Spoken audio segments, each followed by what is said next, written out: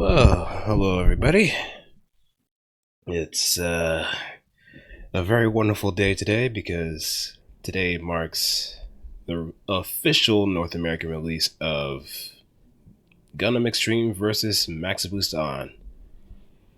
Boy, is it a long time coming, but I am definitely enjoying it for sure.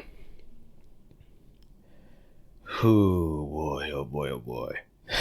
I don't think there's any other game that I'm actually looking forward to for the rest of the year. But other than Fantasy Star Online 2 New Genesis, but that's an expansion. But nevertheless, it's still something to be excited about, something to have some fanfare over. And I'm just more than happy to share the love and excitement with everybody else. Today we're going to be doing an episode with we're going to be doing a mobile suit spotlight for Z Gundam. Kind of apt considering that Hathaway's Flash, or I'm sorry, the Gundam Hathaway movie is roughly a month away too. So we do have some really interesting things when it comes to getting things together. I know I'm just muxing up words at this point because, quite frankly, if you sleep at 4:30 in the morning after playing Gundam, your addiction is fucked. Everything's messed up. Sleep deprivation kicks in like a bucking bronco. But yeah, enough about me. I'm just gonna hop in the voice chat real quick, and we'll get started. We have our guest Ridler Zone, and he'll be the guide for us today. So let me just get things started. Just use the ones that I used originally. I think a friend of mine he recommended me to because I told him I wanted to improve my movement because I'm like super duper rusty, and I think it's kind of embarrassing when I run around and say, hey, I'm an Alex main, and then I see punk asses like fucking Blue Shift. Oh, you're an Alex man. Yep. Fancy to see Alex. And it's like, and this motherfucker showing me up, playing Alex on stream, and I'm like, this motherfucker's playing Alex better than I am. Fuck this guy. Yeah. But no, so all I jokes get a aside, little chip on my shoulder when I see it in a mirror match. I'm like, what are you doing? Or if I see no, my I man, mean, like a heavy arms, I'm like, what do you think you're doing in that suit? It's my suit. What you doing, Faker?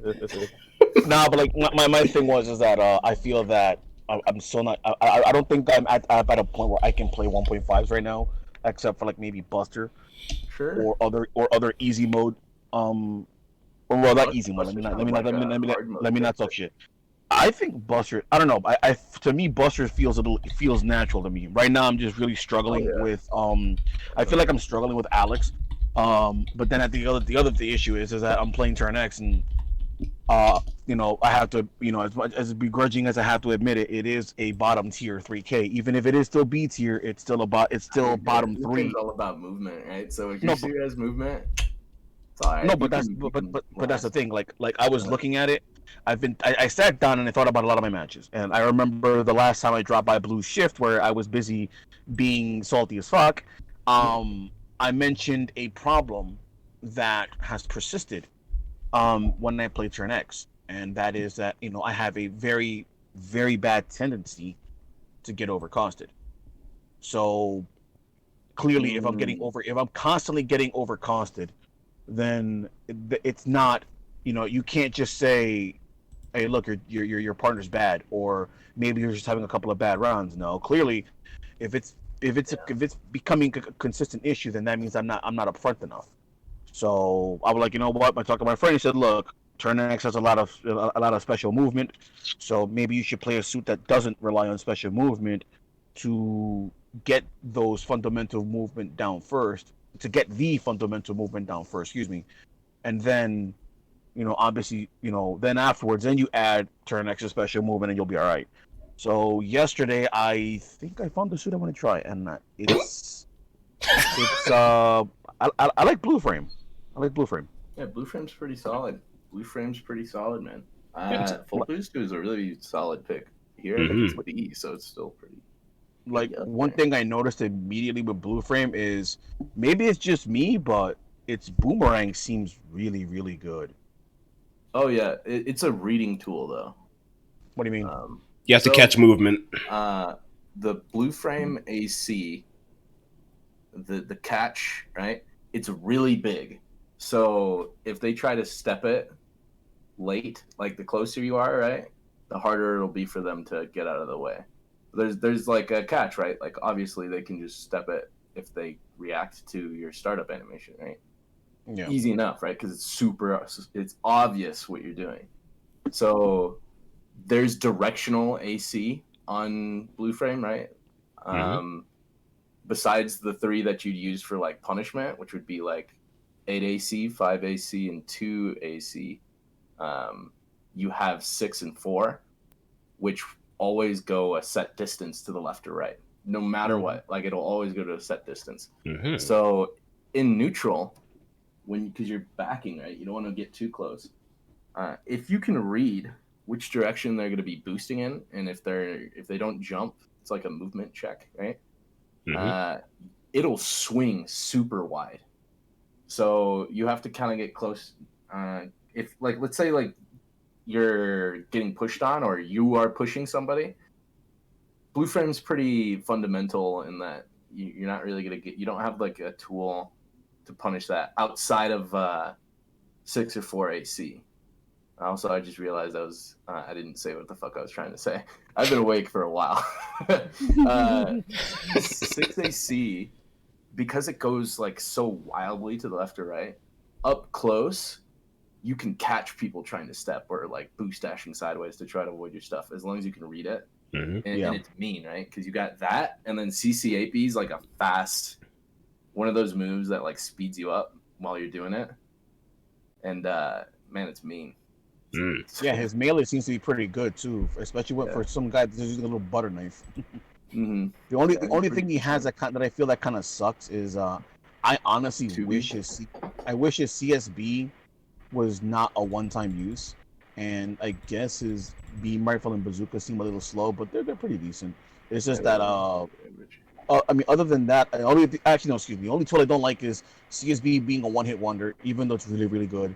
And the what's the other one? And CSA doesn't seem very useful. I think you get a dagger after though, right? Yeah, you get a dagger after you do the get one a CSB shot. dagger.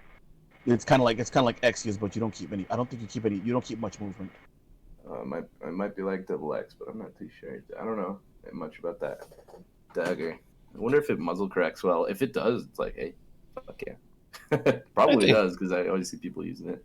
Yeah, I think it does a decent job at just. It has better muzzle correction, but I think its tracking is a little on the it'd be weak standard side. Sure. So when should we start the podcast? Yeah, we're pretty much live and live. So. Oh fuck.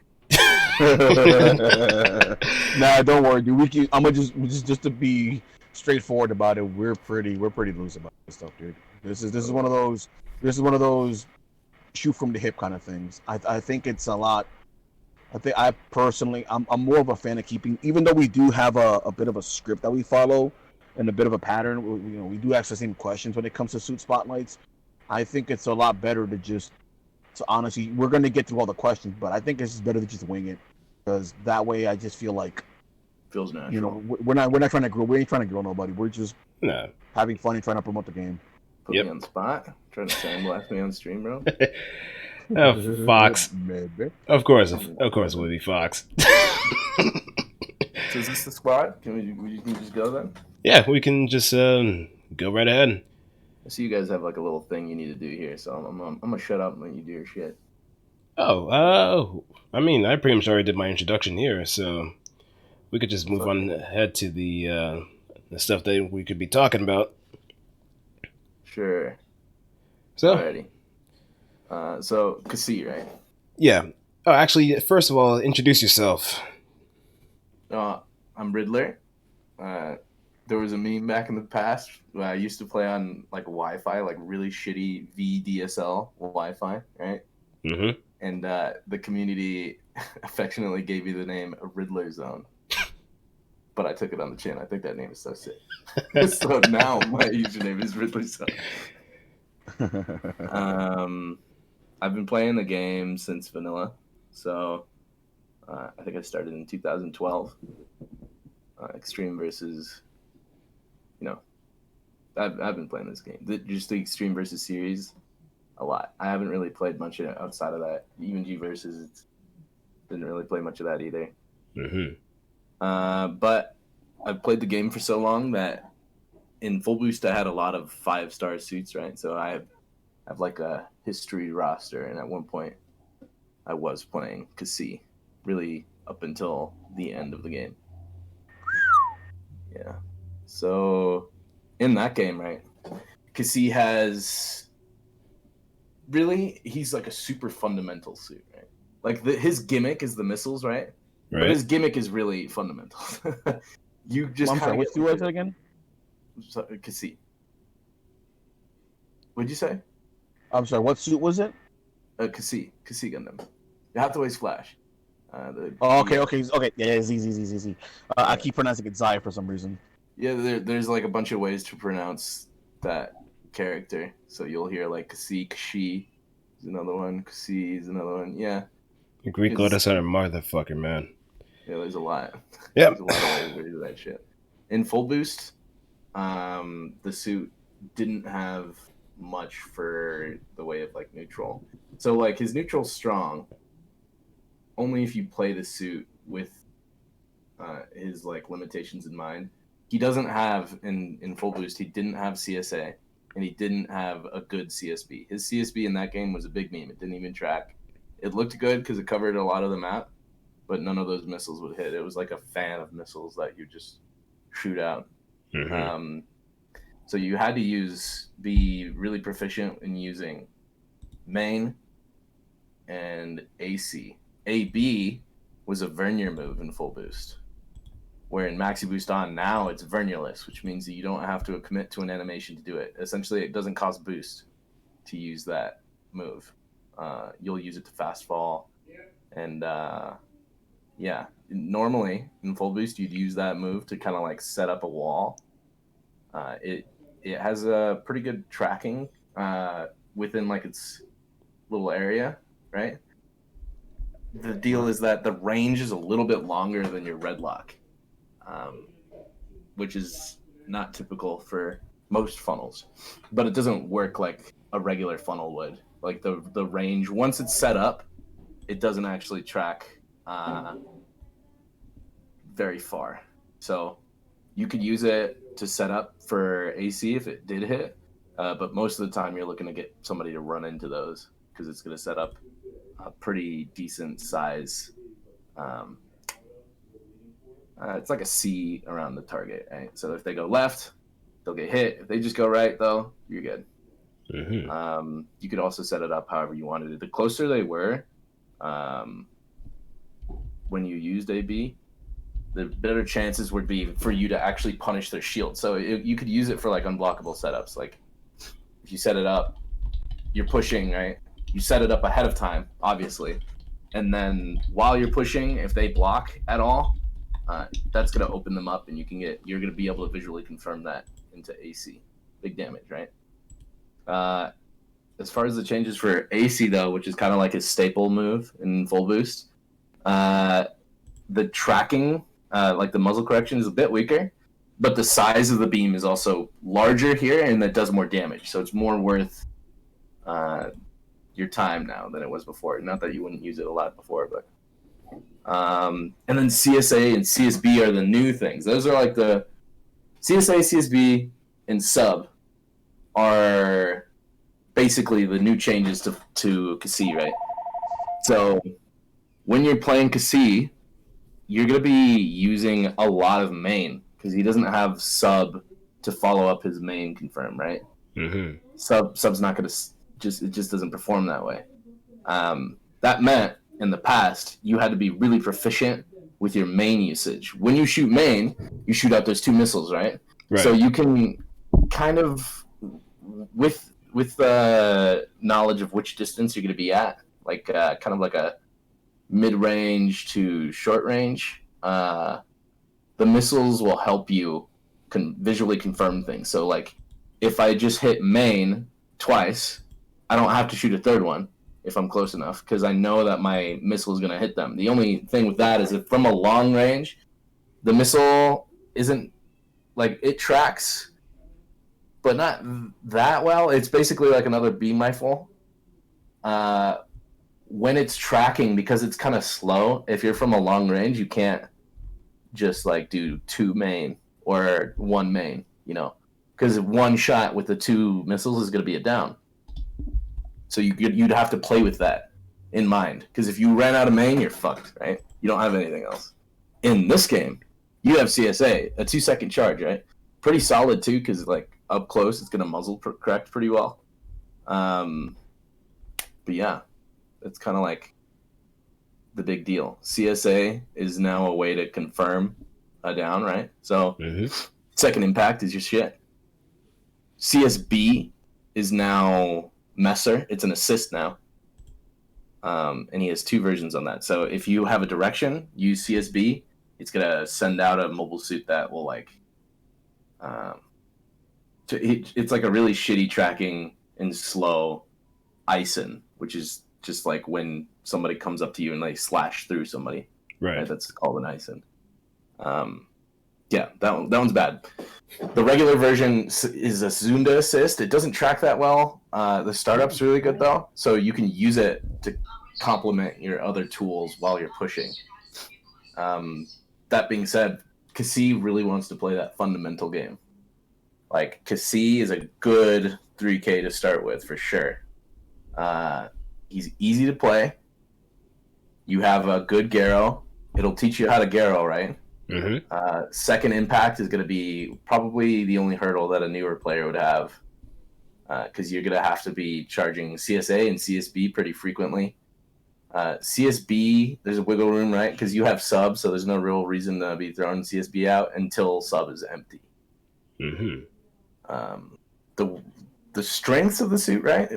When you're playing fundamentally, you get an extra little bit of wiggle room. Like if you're matching boost dashes with somebody, there's a good chance that when you both shoot your BR at the end of your boost to cover yourselves, a missile is likely to hit then, because he doesn't have boost. He might be overheated, right? Right. But yeah. The weakness of the suit, though, he doesn't really have one. His melee isn't as strong as the other 3Ks. That's basically it. Yeah, I figured that he wouldn't be the kind of suit that would be needing to be close. He just needs to be at a distance and just needs to be at a range where he can use his Garrows and other resources at an optimal distance. Yeah. Yeah, basically that's kind of the deal, right? So if you're looking to beat Cassie, like you're having an issue with Cassie, spamming missiles or whatever, there's nothing you could really do about that. However, the further back he gets, the less relevant the missiles will become. So your goal, really, is to overcost Cassie, like any other suit. But he's going to kind of suffer from that because his movement is decent, right? He's a really decent all-rounder suit.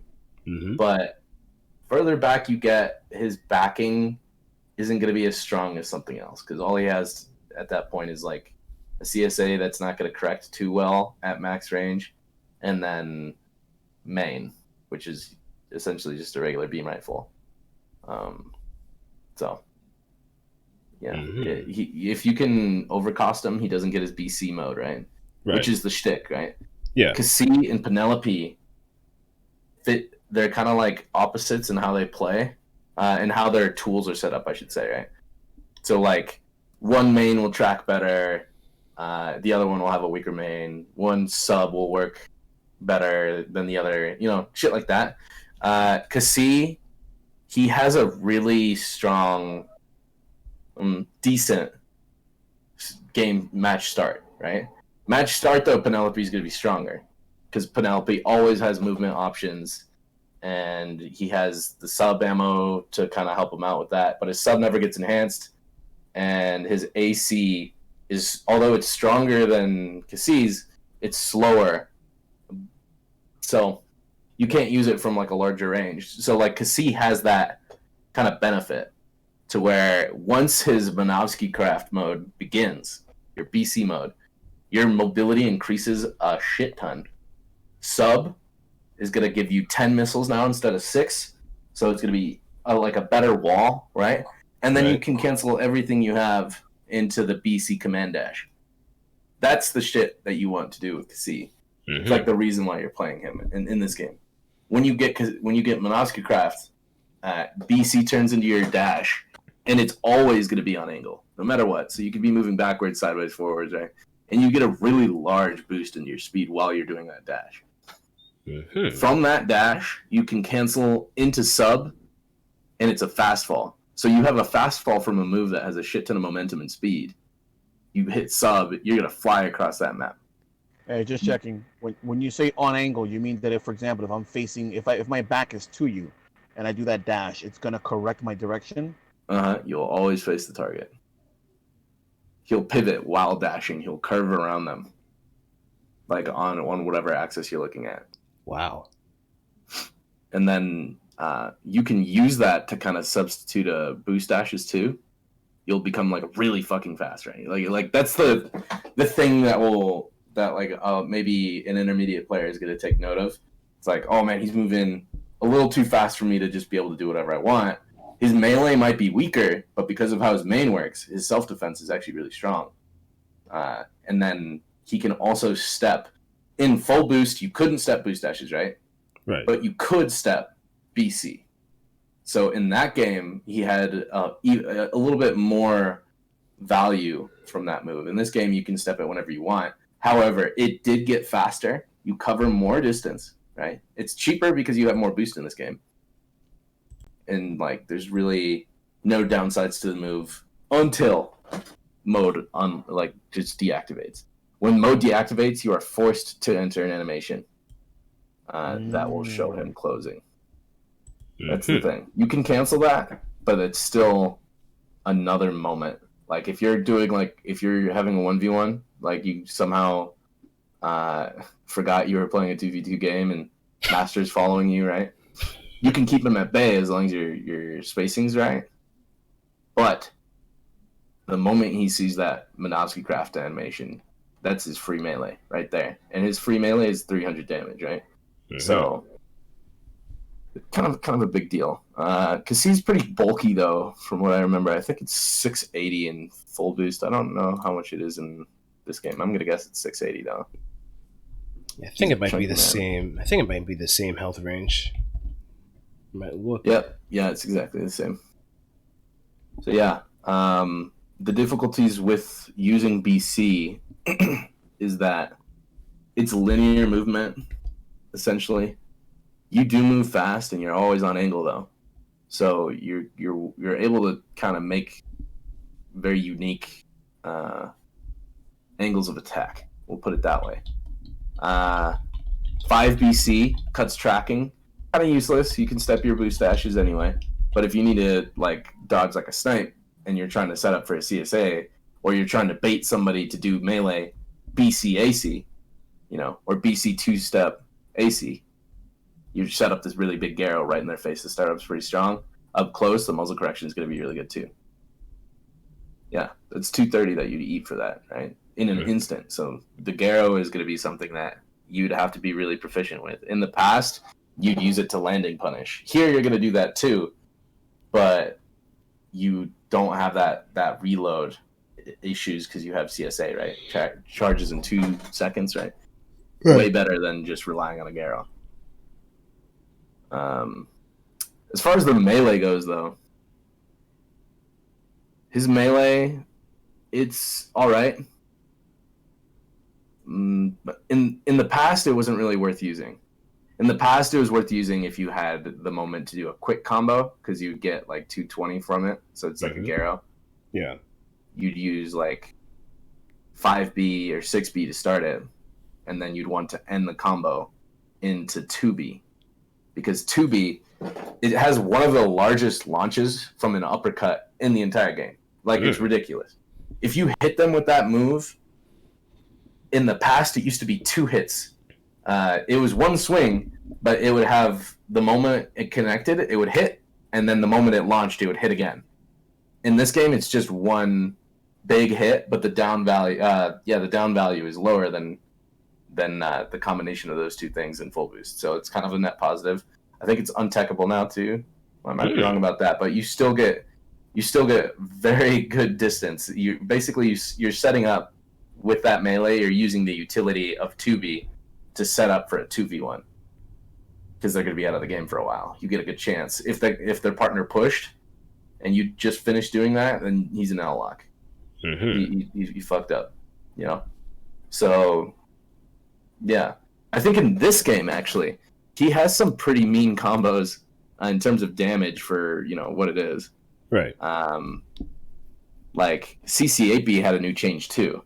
So CC8B used to just be this like follow through slash that would kind of launch them a little bit, and then you would get another move after it that would kind of launch them towards the ground.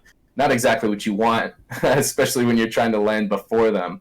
However, in this game, the first hit is it's a flip, right? So it's untechable. They get put into a spin, a top spin. When you hit that, now it's like, oh, I'm getting pushed on these guys. I need to figure out where my opening is so I can like loosen the pressure. If you get the chance to hit a CC8B raw, you just do the first hit and go for the next guy. You buy yourself time. It's untechable, right? So it'll set up a good situation for you, and it'll definitely relieve some of that pressure if you're already in that spot where like you feel like melee is gonna kind of help you, but a long combo will definitely screw you. Right, like right. So you can just pretty much truck through your enemy's partner and just keep bulldozing to the other enemy. Mm-hmm. Yeah, it's a good kind of like setup for yourself if you're getting pushed on, because then the untechable side of it is going to be more noticeable. But then you can always just do like a really basic no damage combo, like a BBB, right? If you were to do B step B, you use essentially 3 boost dashes, but it's really quick, right? So you can use that with 2B. And now you have CSA, right? So you do CC8B, change your target, take a peek, see if you're going to get cut, switch back. This is all very quick timing, though, right? So you CC8B, switch your target, and be looking to make sure you're not going to get cut. Come back into the combo, 2B, backstep CSA. So you're already launching them really high. And then because of the angle they're at when you shoot CSA, it's only going to launch them even higher. So you buy a lot more time for yourself than you could have before. And now even you have moves that you can do like CC8B into like BC. So let's say you have Minovsky Craft on. You do the whole CC8B combo. 2 hits, pretty quick. It's all good. It's not the best, but you're setting up a 282 damage combo with it. So you do like CC8B, forward BC, 8B, step, CSA. Boom, 282. That was like 2 seconds. Like, it's pretty strong. And that's out of burst. What? So that's kind of worth it. Like, if you have that opportunity and you have a way to catch that combo, which you wouldn't without Minovsky Craft, it sends them down. That sucks. You don't want a move that's gonna ground an opponent before you get grounded. That's whack. It just puts more pressure on you. You're likely to reset the situation when he wakes up. You don't get to leave. So yeah. Yeah, that's some really good utility for a suit like that. Yeah, pretty decent, especially for a suit that's like focused on shooting. So then with that, his bursts, right? Right. The bursts he has, F burst might seem tempting, right? Because you get an increase in speed. You have Minovsky Craft mode. You just get even faster. But S burst is going to be where it is, because Minovsky Craft mode is already really fast. But now you get to fast fall all of your options, and you get to keep shooting that really strong main. Really good stuff. Like if you can get 2 or 3 downs. Oh, I'm sorry. No, that's cool. I'm sorry. And if I'm not mistaken, every single time you fire your main, you fire a couple of missiles, right? you fire 2 missiles that come from your knees, and if you're using BC, they'll always come from your middle, right? You're like the middle of you, but like the way you choose how to use those missiles, right? Because you can. There's a lot of people who are like, oh, you're just using it as like a crutch. Yeah, but I'm actively, consciously using it to respond to whatever direction you're coming from. So like, if you have Cassie facing to the right of an opponent, so like let's say you're boost dashing right and they're going left, the missiles come out from his left, right? So it's gonna be this good way of like, hey, if you're gonna try to cut me from my left, I'm just gonna keep shooting right, and there's a good chance you're gonna run into these missiles because it comes out after his main. So you could step it, but if you step and mash melee, those missiles are probably gonna get you. There's a good chance you have to go in the same direction as him, which if you're a melee suit, he has the advantage because he's muzzle correcting like for you. You like, it's not the same principle from like neutral where you want to move in opposite directions. If you can go in the same direction because of the muzzle correction, you just have even more of like an angle of control there. It's mean. Cassie doesn't really, he doesn't really have like a lot of gimmicks in terms of like cheesing. His whole like thing is just that if you play fundamentally, you kind of get a little extra help. You get like this extra little tiny thing, but it goes a long way. That's kind of his thing. So with Cassie, the matchup, the player has to have good fundamentals, right? So if you're having issues with him, or you see Cassie and you don't like fighting Cassie, your first gut reaction should be to kind of, let's test the waters out. Because let's say it's in ranked. You don't know what this guy's going to do. You've never seen this guy, right? Right. So you don't want to get cocky because this is a game about resources, right? So if you don't know how to respond, you could use too many resources and get easily snuffed out by a different Cassie player. Let's say that this works on your friend, but on this guy it doesn't work, right? He's being more patient. You don't know what he's going to go for, So if you can kind of see how they like to respond, this is really any suit, right? This isn't just Cassie. You'll have kind of like a leg up in how you respond, right? But with Cassie in particular, he's got some serious main reload issues. The main comes back in 3 seconds, right? But he doesn't have a sub. All of his damage, for the most part, is just main. For the most part. If you can hit those Garrows, that's the mark of like a good Cassie, right? If you're constantly hitting Garrow, then you're good. And when Minovsky Craft mode comes, you actually reload your special weapons, so like sub and AC. So you could get 3 Garrows in a very short amount of time. If you could hit all 3, they're dead. That's it, because it does like 235. So you would have to be like, I don't know. Maybe if they're in E-burst and they had just come back, they have that 30% defense buff. Even then, like they're probably screwed. Like Garrows are a big part of it, and the good thing about Cassie's is that it's pretty big, it's wide, right? And it's easy to use as a fence because the speed of the Garrow is actually pretty quick. So let's say you miss one guy, but they're they're in Y or L lock, they're in the corner. You can just leave it out there. Just they're not going to shoot at you. You're at a good distance. You felt comfortable to use this Garrow. You might actually get like both of them in there, like a little happy birthday, right? Or maybe somebody runs into it. So like a lot of times when you shoot that Garrow, you're just going to leave it out there.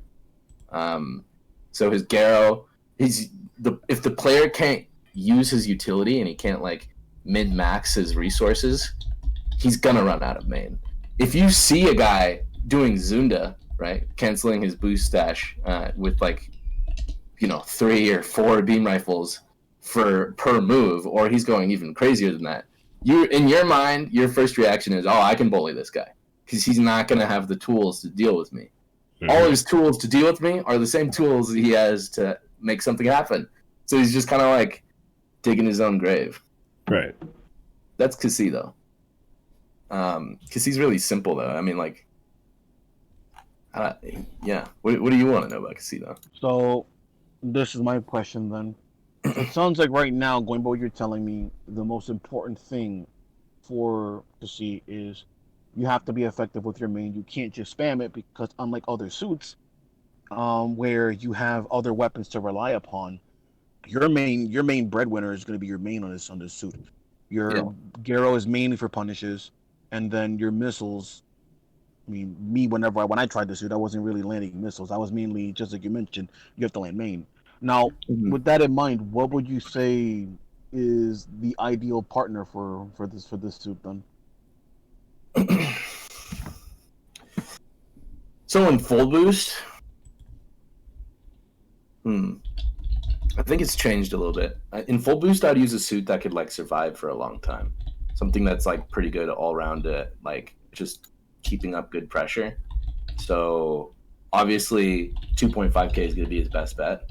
But in full boost, right, 2Ks were kind of the best cost in terms of cost effectiveness and the strength compared to what you get with that, right? So like Sandrock and Cassie, super strong in full boost.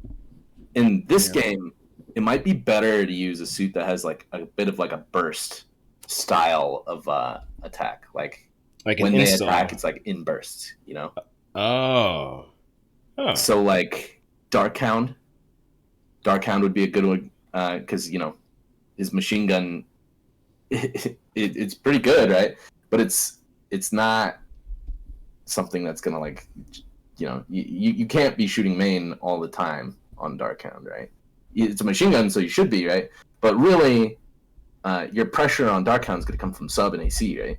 So when sub is up, if Minovsky Craft is up, they just have a lot of stuff on the screen to deal with. They have walls from the missile. They have all these mains being shot at him. You can't touch Cassie because he's danger zone, man. You're not going to touch him. He's going way too fast. And now you have to deal with his partner in an L-lock. Like GPO3, right? Most of his pressure is going to come when his sub is out, right? Which is burst pressure, right? So you send out sub, it covers the map, Cassie's there, covering your options for moving. Then you have these moves that are good at tracking, and you have all these explosive ammos coming, right? Like, just, it's a lot. Like, it's a lot to deal with. It's just shit So if flying somebody everywhere. starts to get aggressive, it's like, easy money. All right, and then I have one more question. Then, now, I want to make sure I'm understanding. You said that you preferred F burst, right, for the speed? S. Okay, F burst okay, is good. tempting, right? Because you get faster. Yeah. But you're already really fast. It's kind of like Okay. how you've probably seen Lupus Rex. You've probably seen a lot of people using F burst. Mm-hmm. But the reason why F burst is not really the pick you'd go for S, is because in this case it actually improves your mobility, because his mobility options come from neutral special weapons. So like Barbados, for example, he'd be able to dash into A and fast fall A, and he can blue step, right? So all of these options for Barbados, where he's like really like kind of in your face, the chances for you to hit him now are gone. It's same with Cassie. If you try to push on Cassie with S burst, you are insane. You are insane. If he gets close to you and you start mashing B, he has like every time he shoots 3 things. So, and it's gonna correct for where you are. So it's like, man, you gotta pick. You gotta really be confident in that move. You're gonna have to poke him out with like a neutral option. And if he has Minovsky Craft on while S burst is up, he already gets that speed buff. He's gonna have fast falls everywhere. The Garo is gonna come out quicker. It's gonna hit harder. It's like no question in my mind. Your melee isn't really worth using F burst. You wouldn't get a big increase in damage. But where other suits might struggle to kind of keep up that speed because they don't have a move that corrects them, like, you know, you're gonna have to be wary about their angles. If you have Minovsky Craft on, you are correcting for your angle by just using the dash. Not only are you gonna move faster, it's gonna make you move on angle in like a parabola if you're going sideways, right? So it's gonna be harder for somebody to just cut you outright. You can always react. Yeah, it's strong. You'll be when you dash, right? You just fly. if you use that BC into a fast fall from height, you're gonna fly across that. Now imagine flying across that, but now you have 50 things on the screen. It's a lot of pressure for the opponent to kind of deal with. Of course, his main isn't going to be, it's not like a guaranteed hit. It's more like a movement poke. But yeah, that's what I'd use. I'd use S for sure. Okay. For sure. No, yeah, that makes sense. That was my fault. I misunderstood. I thought you were saying to use F versus. I'm like, wait a minute. If main is so important, wouldn't just sticking to shooting be best? Yeah. So as far as extend, you would say extend is definitely a bad idea. Extend is never really going to be a bad idea, right? But I'd say that of the 3 bursts, it's probably your weakest option on Kasi. Because it doesn't improve your mobility. It isn't going to increase your damage. You get a little bit more boost. I'd say, let's say you're playing in a shuffle, and you're having this issue where you're getting overcosted, or whatever, you want to play defensively, E-Burst is still going to be your best option there. Like, if you're not, Chad enough to pick, like, an unsafe burst, quote-unquote unsafe. Right. Where, like, Lupus, right? So you see Lupus a lot on, like, Koenji Cube, they'll use E-Burst. But if you were, a Chad, you'd use F, because it gives you that extra mobility. Normally, that's what will, like, if Suit has mobility, any burst that will improve that mobility is the pick that you'd want to go with. So, like, suits that have Pyankaku, you could run F, because you'll get main to the Pyankaku. Things like that. Like, Lupus has to use BC to cancel into that stuff. But now he doesn't. He can just do it whenever the hell he wants. Mm-hmm. It's a good trade-off. So, yeah. I think Kasi, Darkhound, Gushin would be alright. Gushin's pretty one note, though, from neutral. So, GPO3, Darkhound, maybe Arios. Raphael, I wouldn't use Raphael. You're still going to have a very fundamental sense of formation. So the back is going to be setting up your formation, and as a front, you're trying to buy space for your team and protect your back. So melee suits are no good? Yeah, I wouldn't use a melee suit with Kasi. Especially since his pressure is staggered, right? Because he's a buff suit. He's a timer buff. Yeah. No, that makes sense. Yeah.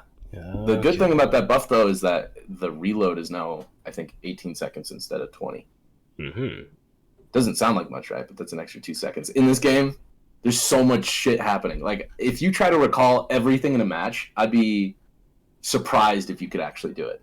There's so many moments and situations in that match. A lot of times when you're talking, like, let's say I'm playing with my TF partner, Aqua, right? A lot of times when we're, like, talking about the match, we'll say one thing, and then they'll think of a different moment, because it's such, like, a split-second thing, So, yeah, like, 2 seconds is a big deal, especially for a mode.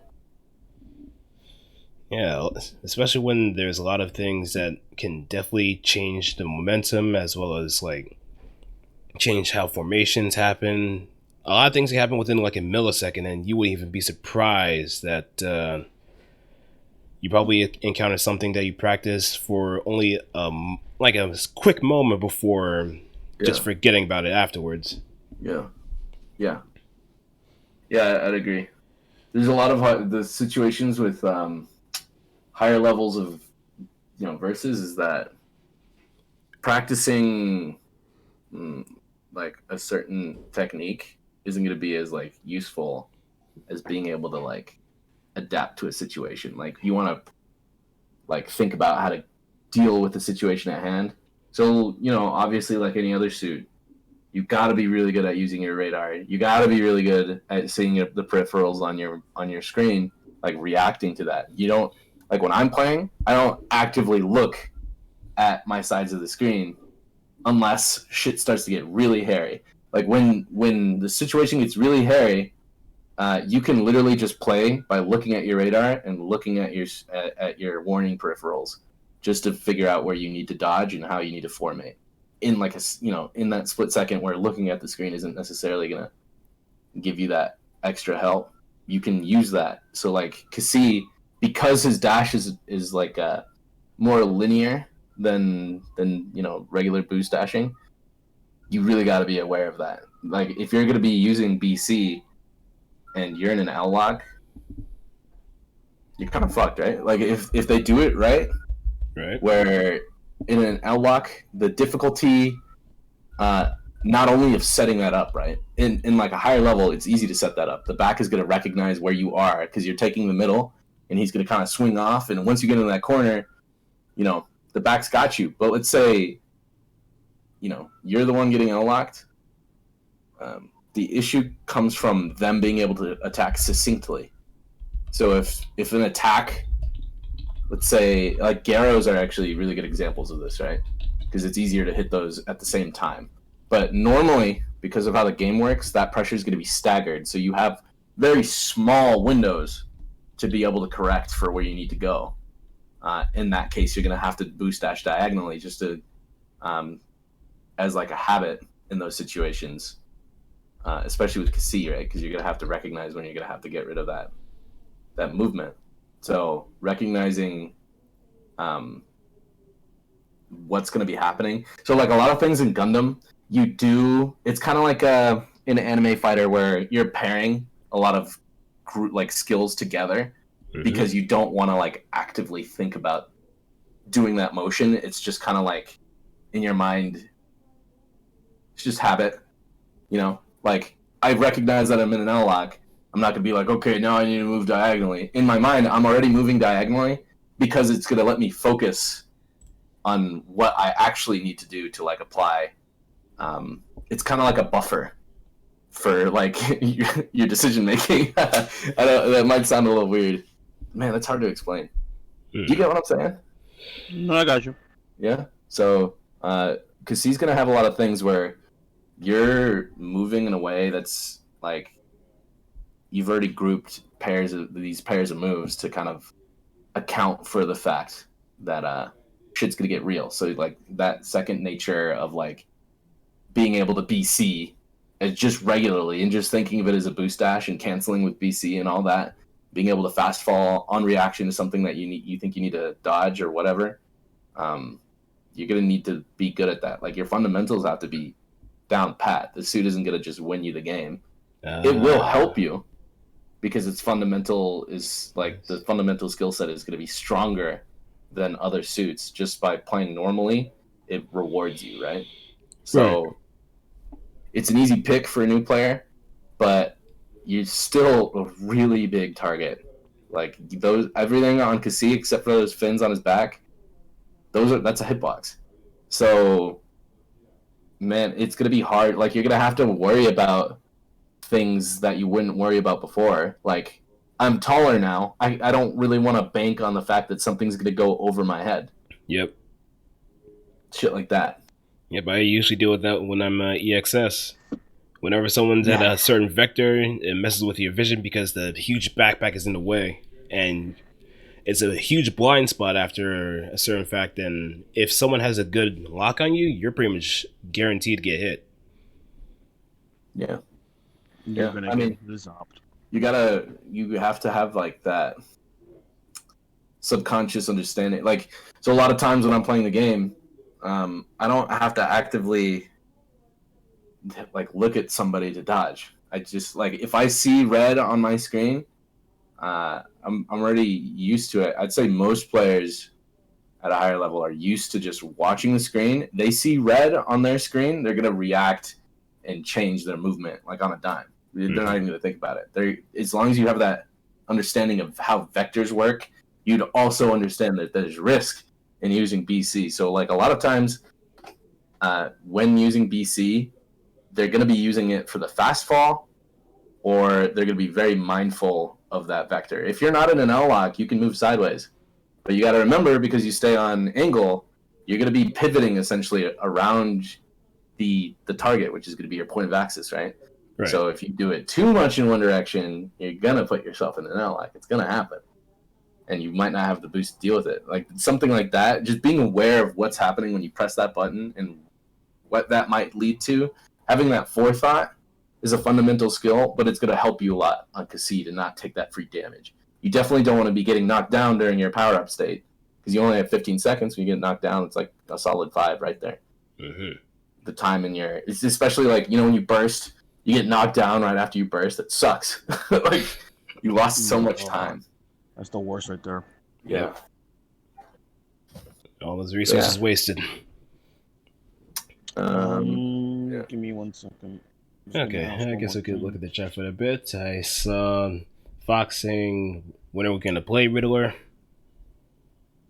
Don't talk to me, Fox. Wait, Fox? As in, which Fox is this? Foxside. Talk to me, Fox. Oh. And- What was it gonna? Damn, there was something I was gonna ask, but I just lost my train of thought. There's also So this is a pretty. So this is a fundamentals heavy suit. So the. That's what I was gonna ask. You do so the Minovsky mode. So right, so that makes you Mhm. faster. And does it Mhm. do anything else besides make you faster? It increases your boost. Efficiency. Yeah. Thank you Okay, for because I that. know cause if I'm not mistaken, when it's on, you do throw more missiles out. But then I have one more Only question. in sub. Okay, you're right. Only sub. Thank you. Now, the question I was gonna ask was so we're in the neutral, we're doing our thing. Once Minovsky is available, should I be activating it immediately? Yes. Is that one of those hurry up and just do it now? Yeah. On most buff suits, like timer buff suits, you want to have the most uptime on that as possible. So, Double O Riser, he wants to be in Riser as much as possible. So, the only thing that is going to be different for, because Cassie 3Ks typically when they have a power up mode, they can turn it off. They can manage that resource. Cassie cannot do that. Mm-hmm. Yeah. Cassie has to commit to the entire thing, and then you have to you have 15 seconds with the mode, but then you also need to realize at the end of this 15 seconds, it's going to put me in a forced animation that's going to cost boost while I'm in that animation to it's going to open me There's up. a lot of it. Yeah, so really, you got 13 seconds. I'm sorry. So it's not like Alex, where when Alex's Chobam armor, Alex stumbles a little bit. You can't really cancel out of the animation. When you get out of the Minovsky mode with Kashi, you can cancel out of that with the boost dash, right? Right. It's actually very similar to Alex's thing. However, actually think of a suit like Marut or Njammer, right? Yeah. The difference is that you're not invulnerable when that thing turns off. You can get sniped right there. It's really easy at a higher level, because at a higher level, all these things that you have to internalize and play, that is really gonna have to turn into muscle memory. All that stuff, you have to learn that to then begin playing in theory crafting and really getting the most out of the game as possible. So for somebody who's really just reacting or really good at seeing that, imagine Wing Zero, right? What do you think he's gonna do? You think he's gonna use melee or main? Hell no. He's gonna AC you. He's gonna Garrow your face right there. That's the kind of thing. You're gonna get sniped there.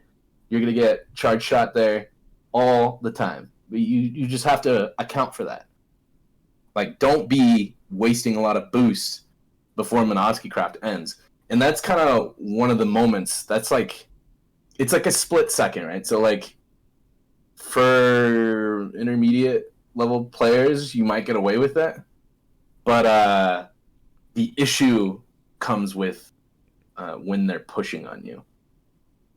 So if they're pushing on you and they're doing all this stuff, you're going to have to spend boost. And if you're running out of that meter, that's when you see good players starting to push on Cassie.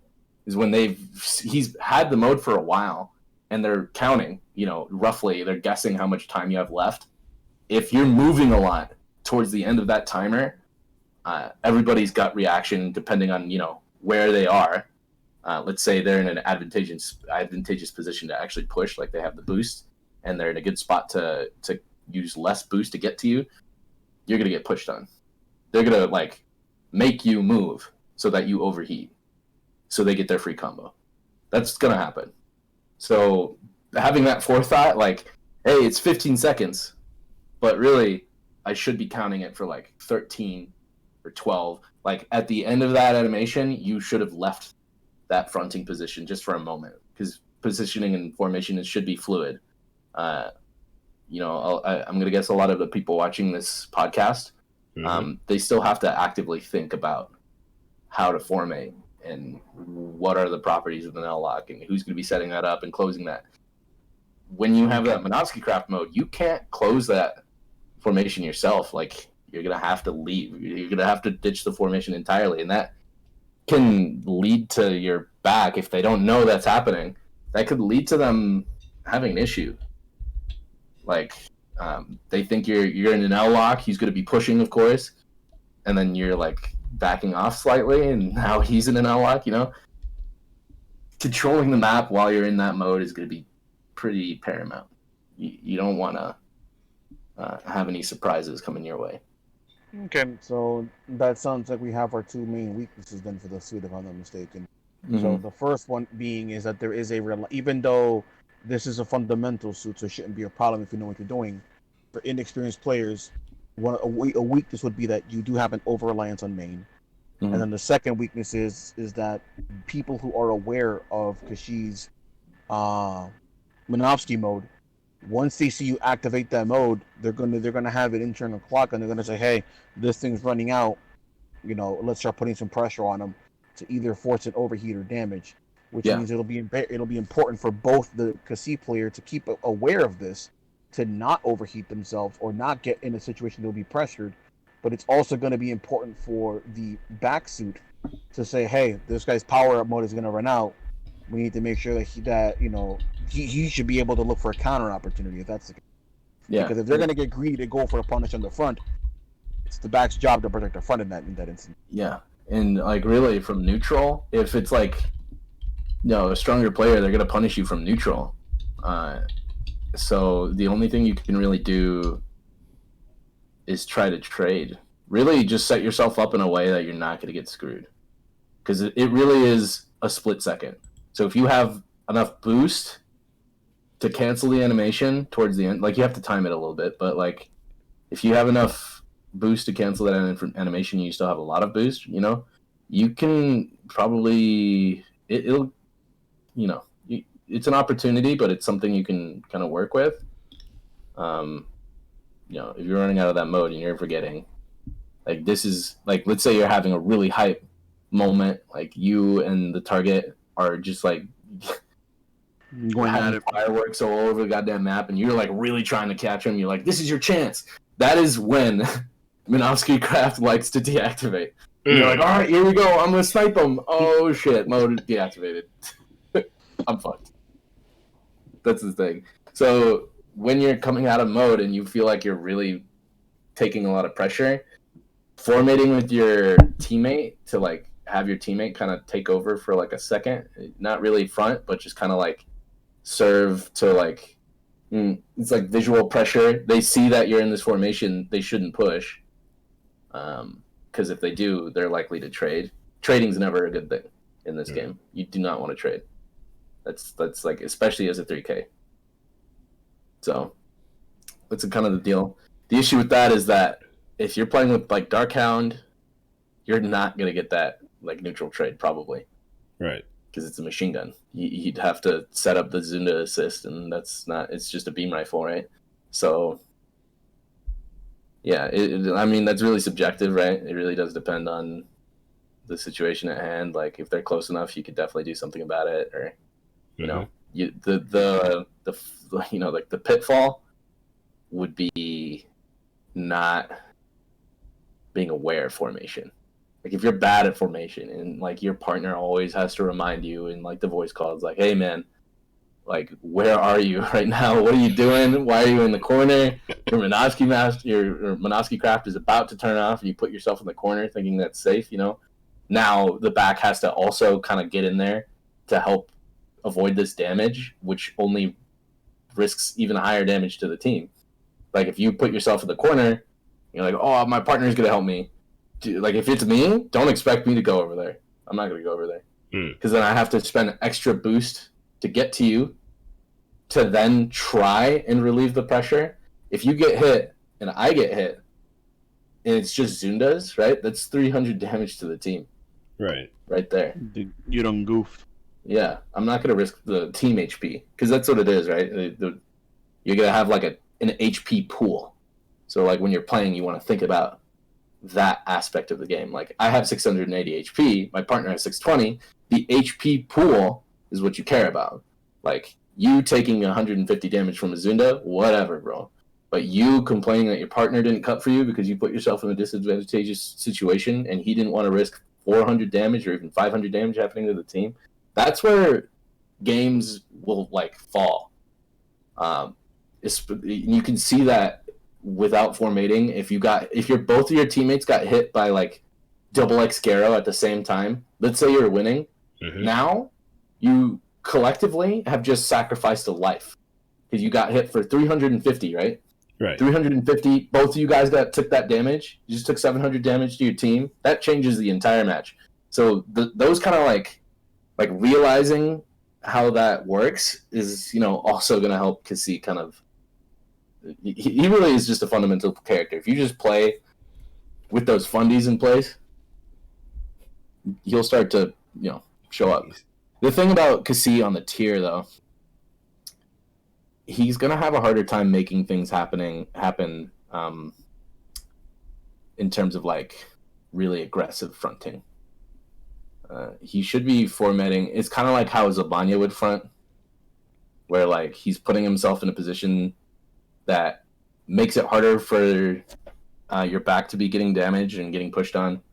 Still getting, he's taking middle, but he's probably not gonna stick around once that gets contested by like, let's say Master gets in the middle because he's out. He's done. He's like, I'm not gonna fuck with this. I'm gonna back up. There's gonna be a lot more like fundamental push and pull with like movement. You can't always hold the middle. Like if you're gonna be taking damage for holding the middle, obviously the point of having the middle of the stage is now, moot.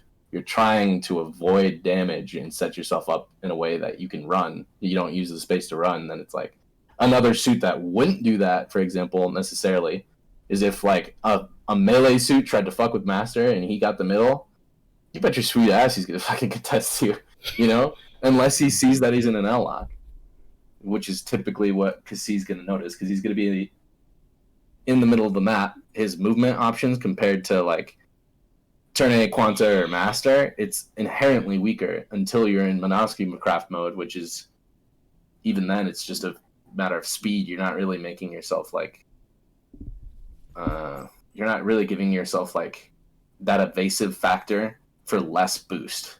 I know that sounds weird, right? But like using a Pyeongkaku is going to be more boost efficient in the long run because you're trying to make yourself really hard to hit. Pause. Question. You said Pyeongkaku. What's that? 2B. So like any move that has I say 2B, right? Like okay, hold on. Some suits, their 2B is like a jump attack. Yeah.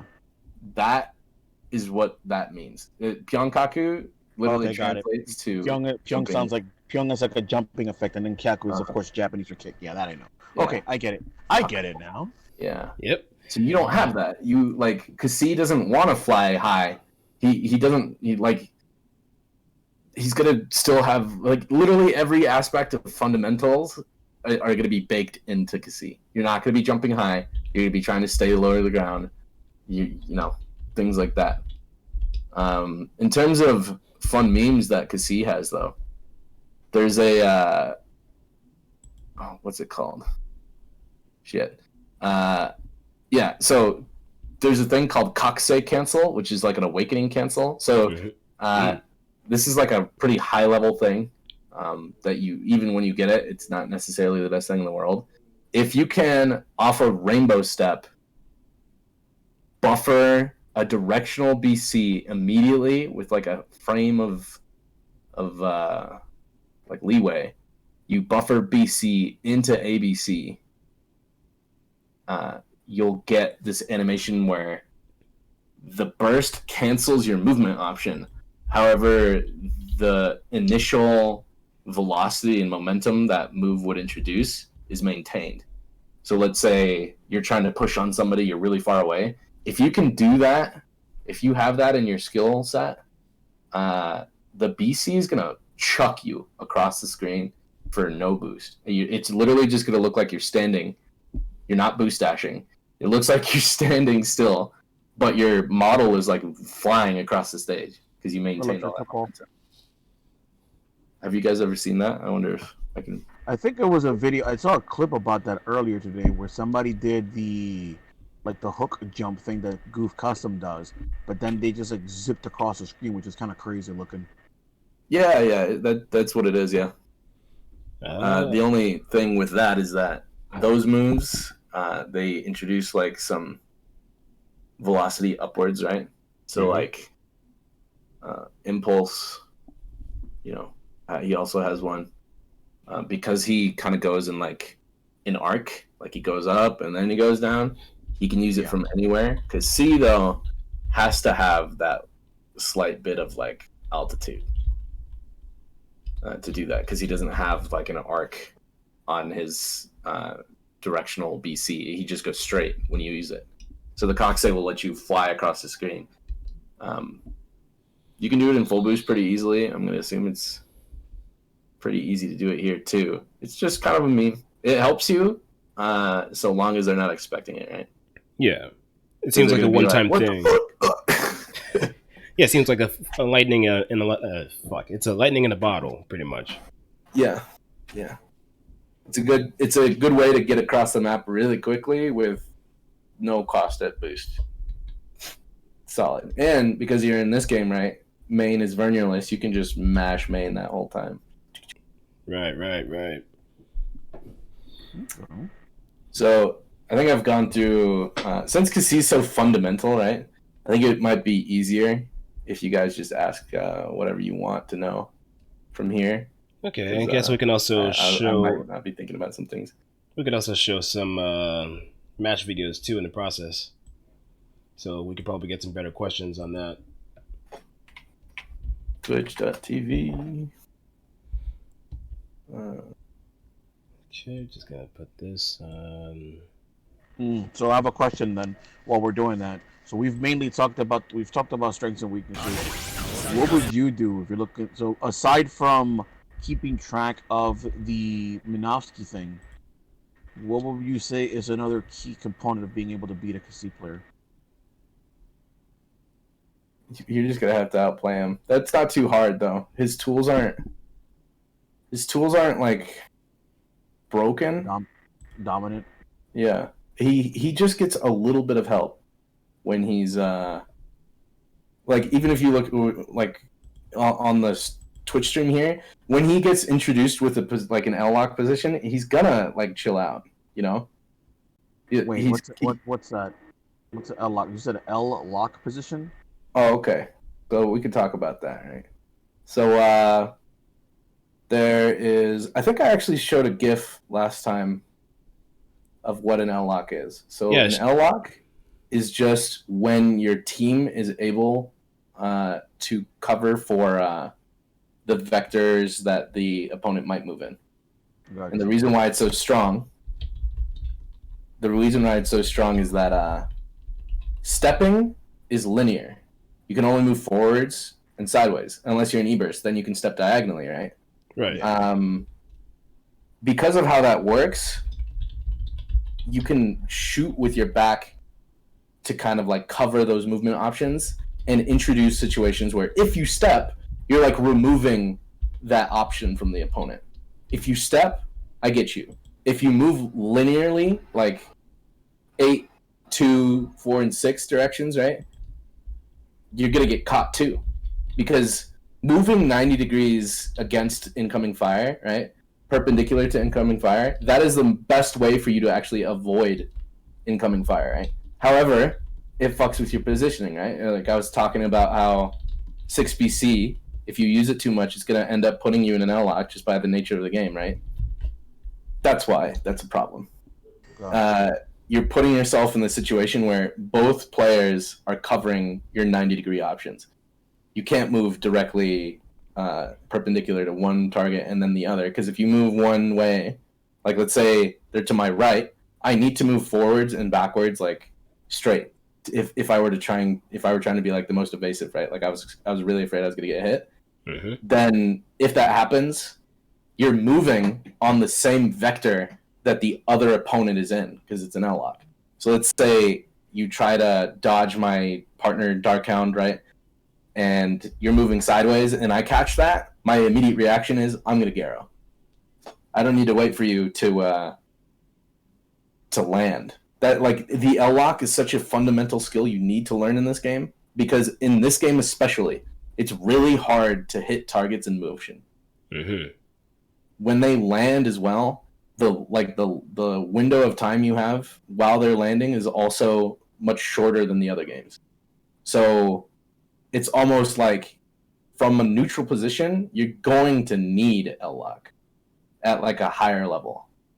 Because in this game, a lot of the times, from neutral especially, it isn't that you outplayed them, right? You're introducing pokes to kind of invite them to fuck up, right? Right. You don't need to Zunda very quickly to poke at somebody's movement.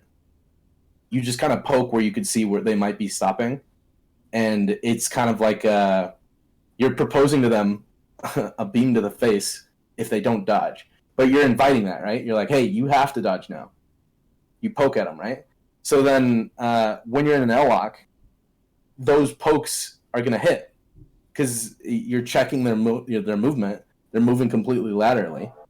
And, man, that Cassie just fucking kicked ass on the street. Oh, yeah. But, yeah. It's just movement checks and all that. So, like, don't get too big of a head when you hit somebody in neutral, right? It's really that they're fucking up. In this game, it's hard to hit somebody unless they fuck up, which is, you know, a pretty common occurrence at lower levels because they don't understand the idea of, like, the angles of attack you need to take to defend, you know? So, yeah. Kind of like that. That's why L-lock is good because it introduces them more difficult like paths to travel on. So that's usually when you'd see like Pyeongkaku, right? So like the front obviously is going to be closer than the back, you know, and on a team. That back then veers off to the left or right to kind of make a cross section.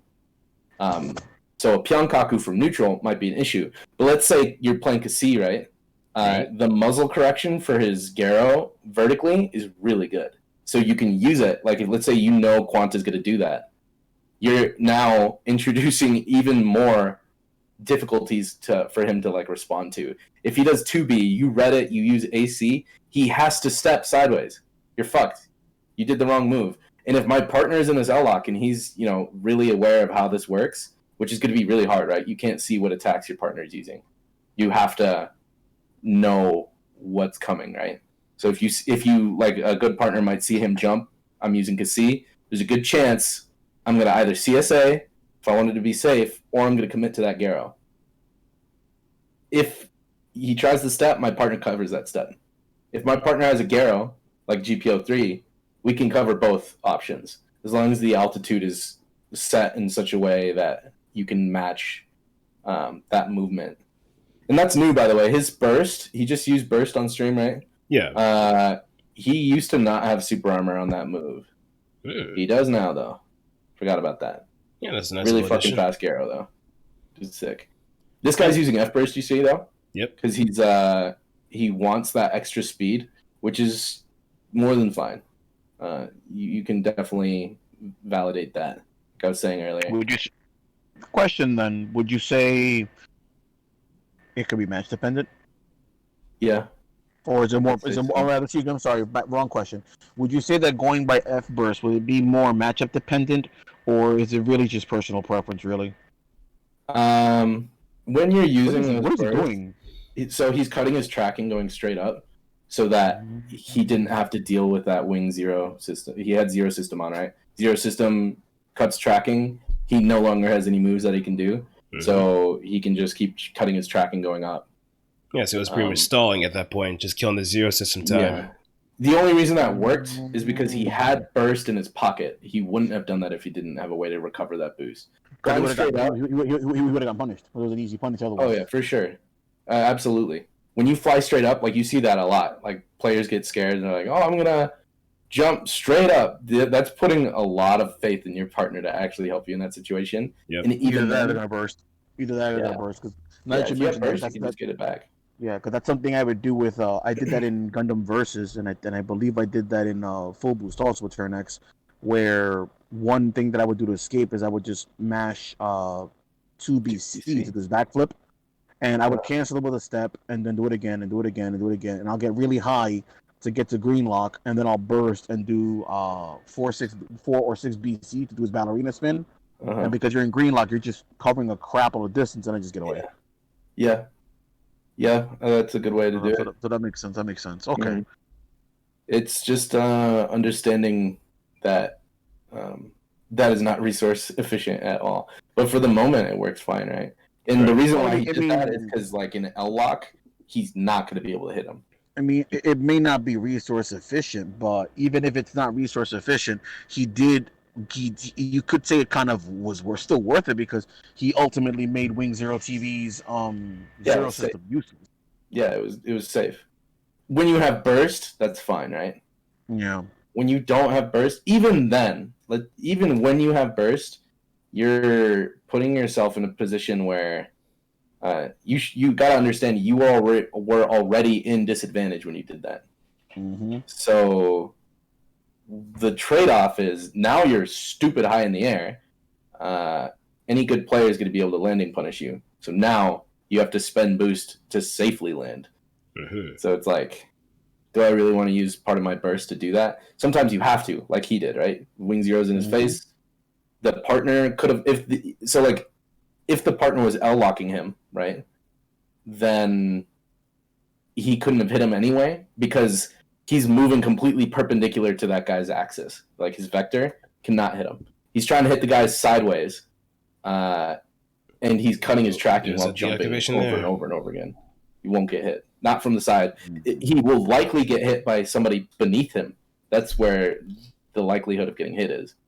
Man, getting overcosted as a 3K is the worst, man. Oh, yeah, on this guy, it's pretty fucking rough, too. He doesn't have the Minovsky craft that he'd usually fall back onto right now. There's that Amakian I was talking about with CSB. Ooh. Oh. Yeah, good shit. So the reason why he had a full boost there, obviously you understand the reason, but I'm saying like the reason why he kept his burst is he was looking at his when his partner died and he was already low, he knows that if I burst, he'd rather take the life and have the meter than save that life and eventually probably lose out in the struggle. Right. Yo, could you go back up like about 10 seconds, Blue? That looks like the getting out of Minovsky almost screwed him there. Oh yeah, for sure. Wait, let me go back. No, go back a little more, please. A little bit more. There it is. Oh, right. What's about to happen right now? Wait. No, you're good. Boom. No. Yeah, that knew it. If that reborns, if that reborn's capitalized right there, he would have been dead. So he canceled the. So there's a thing where if you don't want to land and you need to block, you can just hold C for a moment and then block, and you can also use that after block stun, or if you missed a block, you just hold C and block again. It's like a really quick way of getting those blocks out, and he didn't really have a choice. What's weird to me, I wasn't watching the match entirely. That in that position, Reborns is like 1,000% likely to Gaga your face. That's the assist, right? Gaga. Yeah. He might not have Gaga. That's another thing. I don't know. Oh, he was holding CSA, so he couldn't have Gaga'd. Rip. Quick question on replays. We can rewind and fast forward, right? Nope, I don't think so. You mean in the game? Yeah. No, when No, you're watching replays. You couldn't Okay. before. I haven't checked out any of the replays in Max Boost on yet. No, because if you can do that, then that would actually be like really super duper useful. Like when watching replays to understand what happened, we can like end up fast forwarding and rewinding and switching camera angles and say, "Hey, look, this guy didn't do this because he didn't have the option." What happened? So Blah, blah, blah. what's cool about the new replay thing is that you can watch replays mid lobby. No, I heard. Yeah, I saw that on Twitter. Yeah, that's great. So if you're trying to teach somebody something, you'd be like, "Hey, go to the replay." Boom. You'd immediately have noticed what happened. You wouldn't have to have a session and then go back to like think That about it. sounds- It's harder to teach somebody.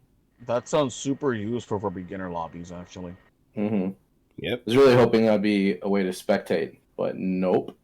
It'd be Give cool it some if you could time. download the replays of other players in that lobby. Yeah, Then that you would be could cool. Stream for locals. But Yeah, that would be good. But wait, you said that they didn't add that they actually ended up not adding spectator mode? They're considering they it. said they were considering it. Ah, That was a good I one. hope they do. That would be great. They should. I wonder how it's going to work out, though. I mean, I'm pretty internet sure- code's not exactly spectacular, Yeah, So that- but I hope then if again, they do it, I mean, I feel like they could use like a save state or something and access the save state instead of watching the match directly. That kind of. I mean, it might be possible, or else Yeah. they might do something like how Arc System Works does their replay, their live spectating. I think at some point they do kind of fast forward the matches so they can catch the viewer up to speed, but I don't know how that's gonna. Yeah. We'll just kind of wait and see how they What a implement it. bastard! He shagged on match Wait. start. Wait, back that up. Let me see that. You see What that? did you do? Late? Okay, Oh, look, the Back ma- up again, Blue. okay. The match start Garobi. No, look at Cubele. Oh wait.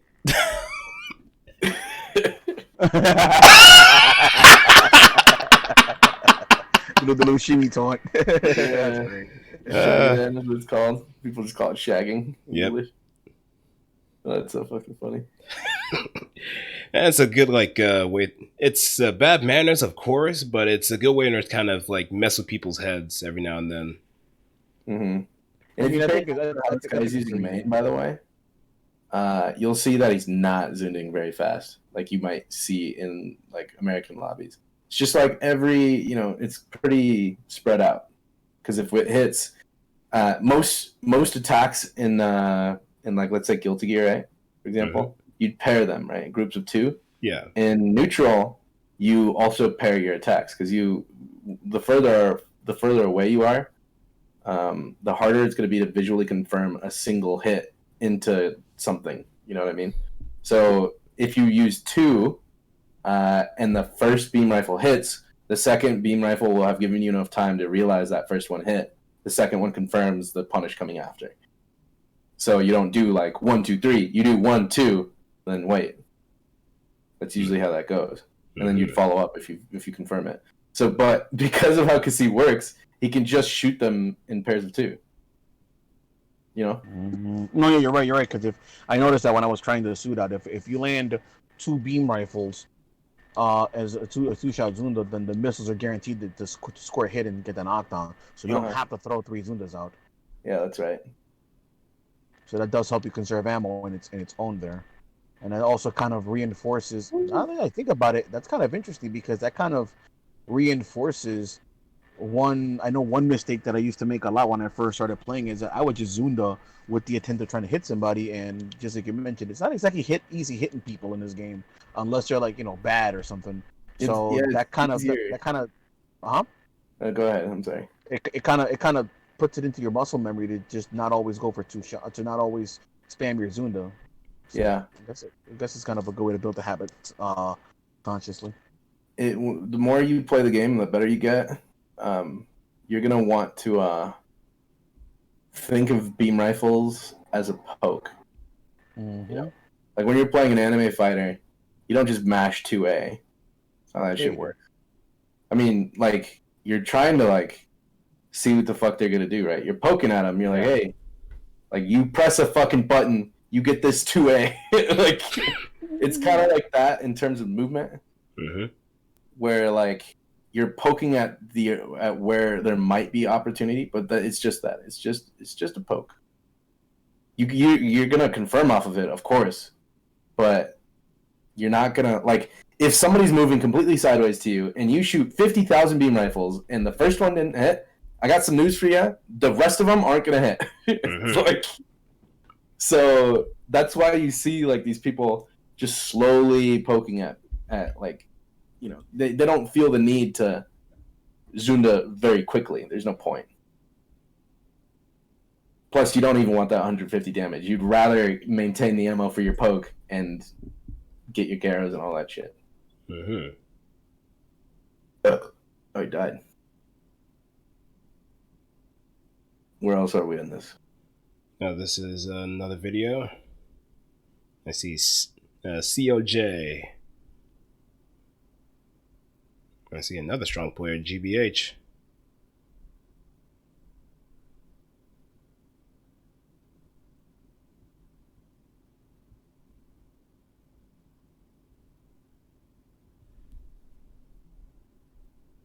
Making real great use of the Minovsky and fastfall. Yeah. He's moving well. There we go. I think he's letting his partner front here. Connection drop, my bad. That's all good. So you said that he's letting his partner front. Do you think so? Is this suit good? Is this suit good at playing a back? It can. I don't know about good. Your missiles become less relevant the further away you are. His neutral row is solid, so it's not like you have an advantage. You could definitely do it. I don't think I've seen that volley of missiles before. Which one is that? That's so kind of both of them came out onto the side and kind of went sideways. That one, yeah. That's the Minovsky. Okay. The Garo fires those missiles. My bad. Thank you. Okay. Good. I guess I should have mentioned that. Clearly, I'm. It never really comes into play. Kind of rare. And they seem like window dressing, if anything else. Doesn't really do much. They look cool. It could catch somebody if they're trying to be really aggressive with the 6B, but that's kind of like, I don't know. That's a bold pick to continue doing that. You know. Bring back FBCSB. Nope, nuh-uh. Yeah. There you go. Who you kidding, Token? And avoid that Oki. Yeah, he's really good at setting up his block too. He's built a good amount of meter. I think he's gonna hold on to it. Yeah, it would be a good idea to do so. You know, if it were me though, and obviously I'm not the gold rank player here, I probably would be half bursting because if I don't get hit, I'll get another half burst. But he might want that full burst, I guess. Yeah, probably just as an escape. Look at that movement. God damn. Minovsky craft, baby. Just clean. You know what's wild, right? If you look at these are like pro level players. Yeah. They go to tournaments and all that, right? But when you look at like good Japanese players, the guys that aren't going to tournaments but they're still posting, and you look at their movement, you'll like notice some inconsistencies. But then when you look at your own replays, you're like, oh boy, it's wild. Movement's just something you never really stop learning. Nope, it's always an evolving thing. Yeah, yes, sir. Like, I could be playing out of my mind for one match, and then the next match I'm just moving like shit. If you saw on the stream there, he actually didn't have to look at his target to get that Garo punish. He just shot Garo and changed his target because he knew he hit. He's like, oh, hold on. Balling. That's when you got him figured out. Oh, sick. So we got video example of F burst, and we got video example of S burst. Totally on purpose. Yeah. I totally meant to do that. All to Kikaku. Oh, we know each other a little bit too well. Hold on a second. Oh shit, that was close.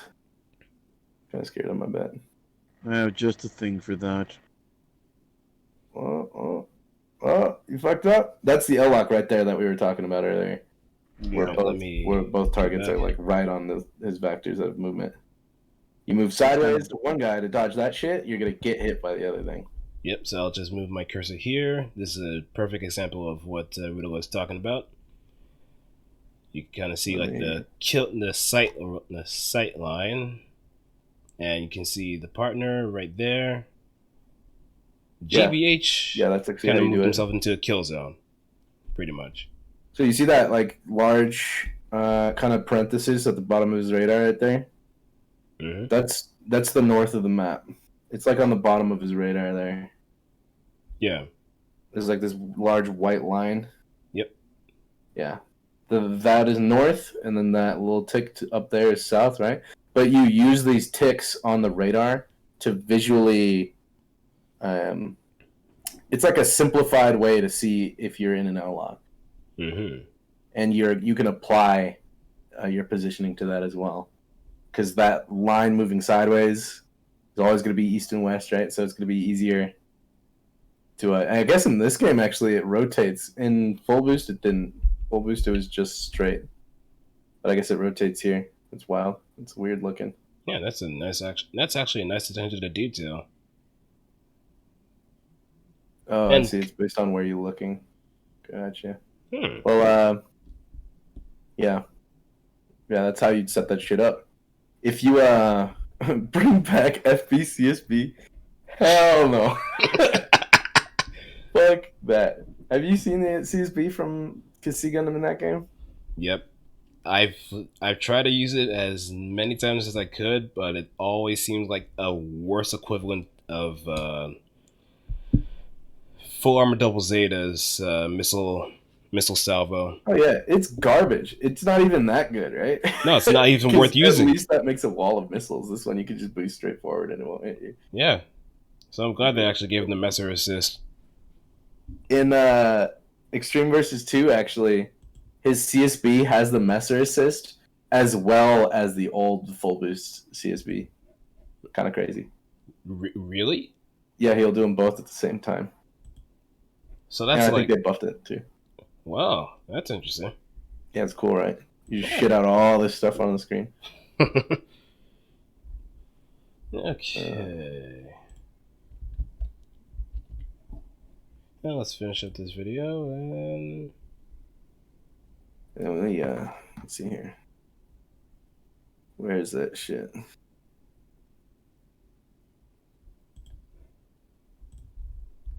I think I've shown this GIF before. I didn't even find it. It's with the cats and dogs, right? Yeah. Yeah, I remember showing it on the backing episode of the stream, so I guess I could probably find that again. I probably should have saved the GIF too. Gotta upload it now. Yeah, so L locking. There's a bunch of formations, right? That are dumb and useless. But the two that are like mainstays are called I or Y formation and L lock. So when you're in an L formation, you set up at like the ends, like imagine an L, each player on your team is going to be at those points. And where the L intersects, like where it starts to, it has, becomes a capital L. The little fucking bottom part, I don't know what to call that. That point there at which those 2 points meet, that is where your target is. So he has to move either diagonally or he has to really fucking hope that the other guy doesn't realize he doesn't unlock. That's like your way. And when you start to dodge diagonally and all that back and forth, that's when stuff starts getting disorienting. And you don't know that you're in an L lock until it happens sometimes. But like most players are going to be really conscious of that. Because that's like the sign. That's like the mark. You see that on your radar and you're like, fuck that. No, I'm backing up. Mark of the beast. Yeah. You have to either fuck up the lock with the back by moving left, like let's say you're facing the front. The back is going to be to your left or right. So you have to move forward and backwards, but then you have to contest with the front. So if you were trying to contest the front, moving forward and backwards is more than fine. But if the front shoots anything, obviously he's going to hit you. So you're going to have to, at some point, move diagonally or sideways for just a brief moment.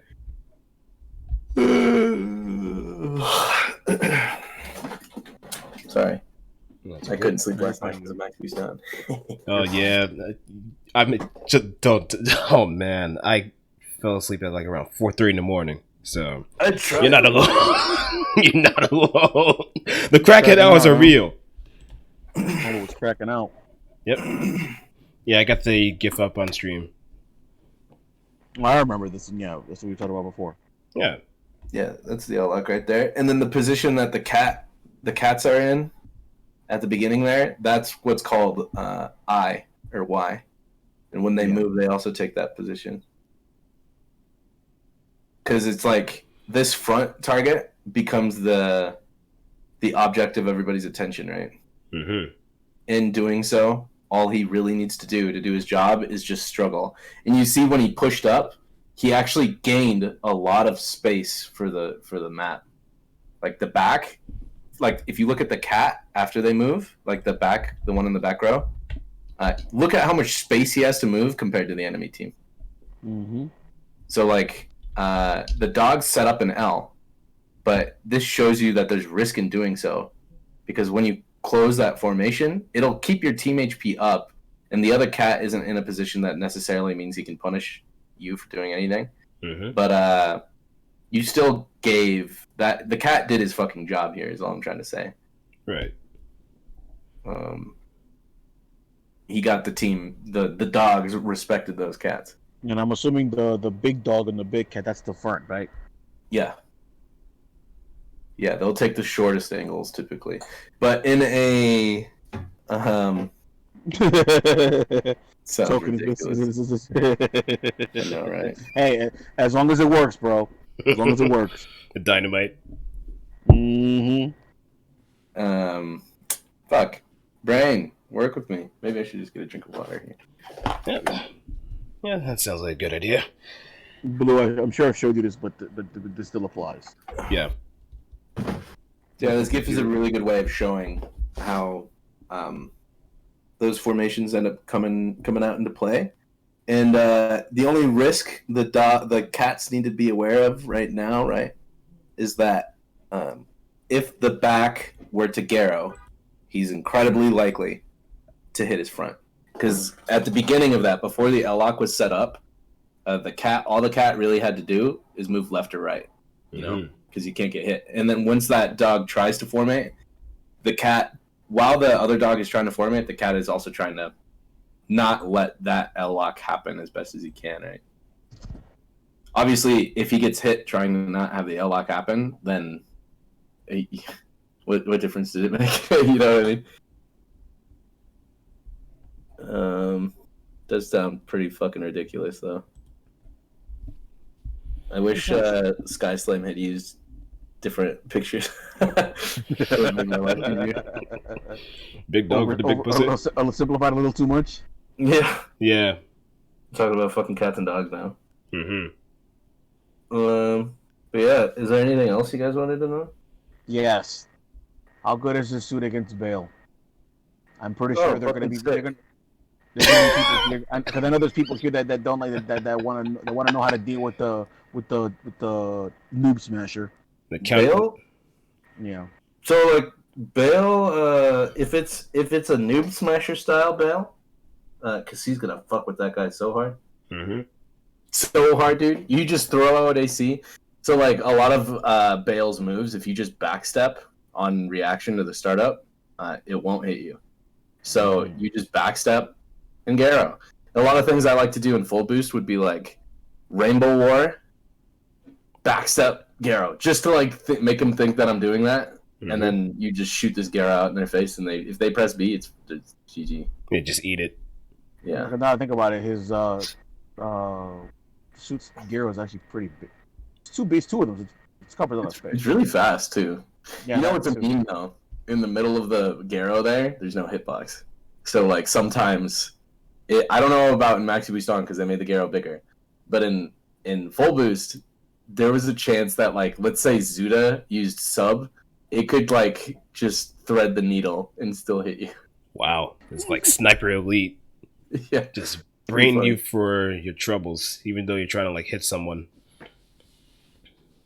And I use Zuda too, so if you can manually adjust the aim, you have a wider margin of error to actually land the hit too. Mm-hmm. Yeah. Of course. Yeah, this They're guy all fucks with Gale pretty classic hard. Honestly, his self defense against melee is really good, just by not really even having to do shit. His melee itself is not that great, but that just means don't Rainbow War if you don't have to. Mm-hmm. Okay. What else you guys got for me? What else you guys got? Let me think, because now that I think about it, we didn't even have to bug you about questions because you literally covered everything on your own. I mean, I did kind of just bump them in advance to kind of get them prepared. No, that's great. That's great because that keeps us more loose. So that's great. I don't mind it when a person who's knowledgeable or who goes into full on detail about it. That's great personally. What was I gonna ask? So you did mention to sort of go with it. The Oh wait, yeah. I don't think I asked. Does this suit have any fast falls? Yeah, it does. Yeah, sub, CSB into main. So you have two CSB, a directional CSB, which is garbage. Don't use it. And then, well, it's not exactly true. You could use it anyway. I'm just being a bigot. 5 CSB is like a Zunda, and if you were watching those match videos earlier, you'd see that he uses that a lot. He sets up a Messer. You know Messer from Hathaway's Flash? It's like looks like Garazulu almost. Yeah. Yeah. Built like a brick shit house. Basically, yeah, and it's red too. Looks sick. Yep. Can't wait to see that movie too. So you set that up. You hit main, and you'll fast fall. And dash into sub is also a fast fall. Anything into sub as well, I think, except for AC. So like, back turn main into sub will fast follow you. CSB. So like, if you don't have an Oscarcroft mode, it's probably better to go with CSB, unless you're really comfortable with out of angle fast falling, which is at that point the out of angle fast fall is going to be better. I don't know if you can cancel CSA into sub though. If you can, that's like, fuck yeah. Well, you're talking about from full boost to maxi boost, right? He didn't actually have CSA or the same CSB in full boost. Well, let me check something then. Yeah, I'm looking it up. Because you do have that list for suit specific changes. So we should definitely look at that real quick. Yeah, it mentioned CSA there. I don't see CSA to sub on the wiki here, so I don't think you can do it. Yeah, the sub free fall is new for sure. Cassie's lame, says Foxside. What do you say about that? What do I say about that? Yeah. I don't know if I should be saying those words on this stream. Fair enough. We don't want to catch fire with anybody else, so we might as well just keep it clean and keep it dirty at the same time. Yep. Yeah, so you got that. Main, yeah, I mean, he's pretty straightforward. I think one of the things you'll have to get used to is having clean inputs. Your BC movement inputs need to be clean, like squeaky clean. If you fuck that up, it's GG. So that's like this, like the part of Cassie that most people play for is like those 15 seconds of glory. But yeah, so what else you got for me? I think some actually comes. Oh yeah, go ahead. I have one more. I don't think we even brought this up. So, what attracted you to the suit? Did you read Hathaway's? I'm sorry. It's super fundamental. So when I first started playing, I was a fucking ape, right? I started in vanilla. What's up? Unga bunga. Yeah, that's the one. I started in vanilla, and honestly, I just saw some video footage of that game. So I started with full cloth. I didn't know anything about tiers or that there was a community. I didn't care. I was a tier whore in that game because like I didn't want to play anything else. But Kasi Gundam came out as DLC in that game, and he was really cool there. But my fundamentals sucked ass because I thought I could just unga bunga my problems away and be good. And then in full boost, I played a shit ton of X3, like 4,000 matches or something. And then I kept on moving along, like melee oriented stuff.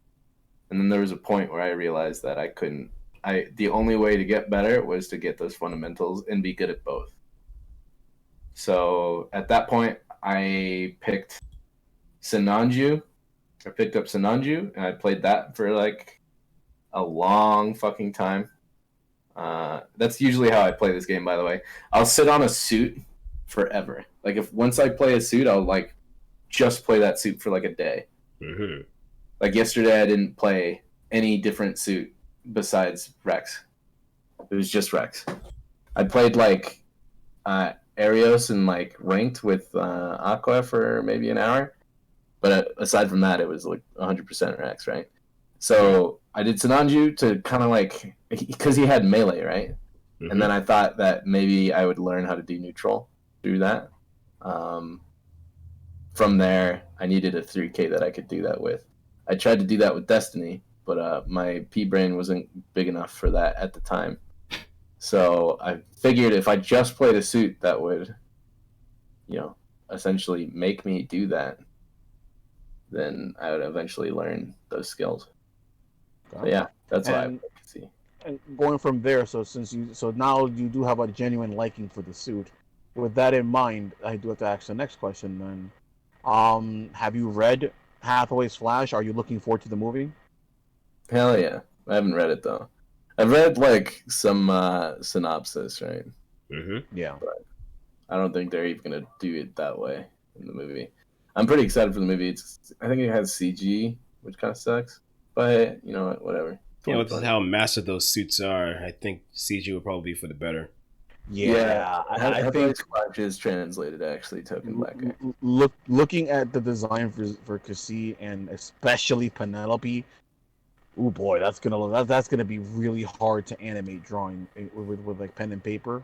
Yeah, that looks really hard to do. Unless if you like. Once that hybrid comes out though, you bet your sweet ass I'm getting that. Oh yeah, it's gonna be $75 just like Penelope too. Probably. Yeah. Yeah. Boy. Agora não, mãe. Doesn't sound like a bad idea.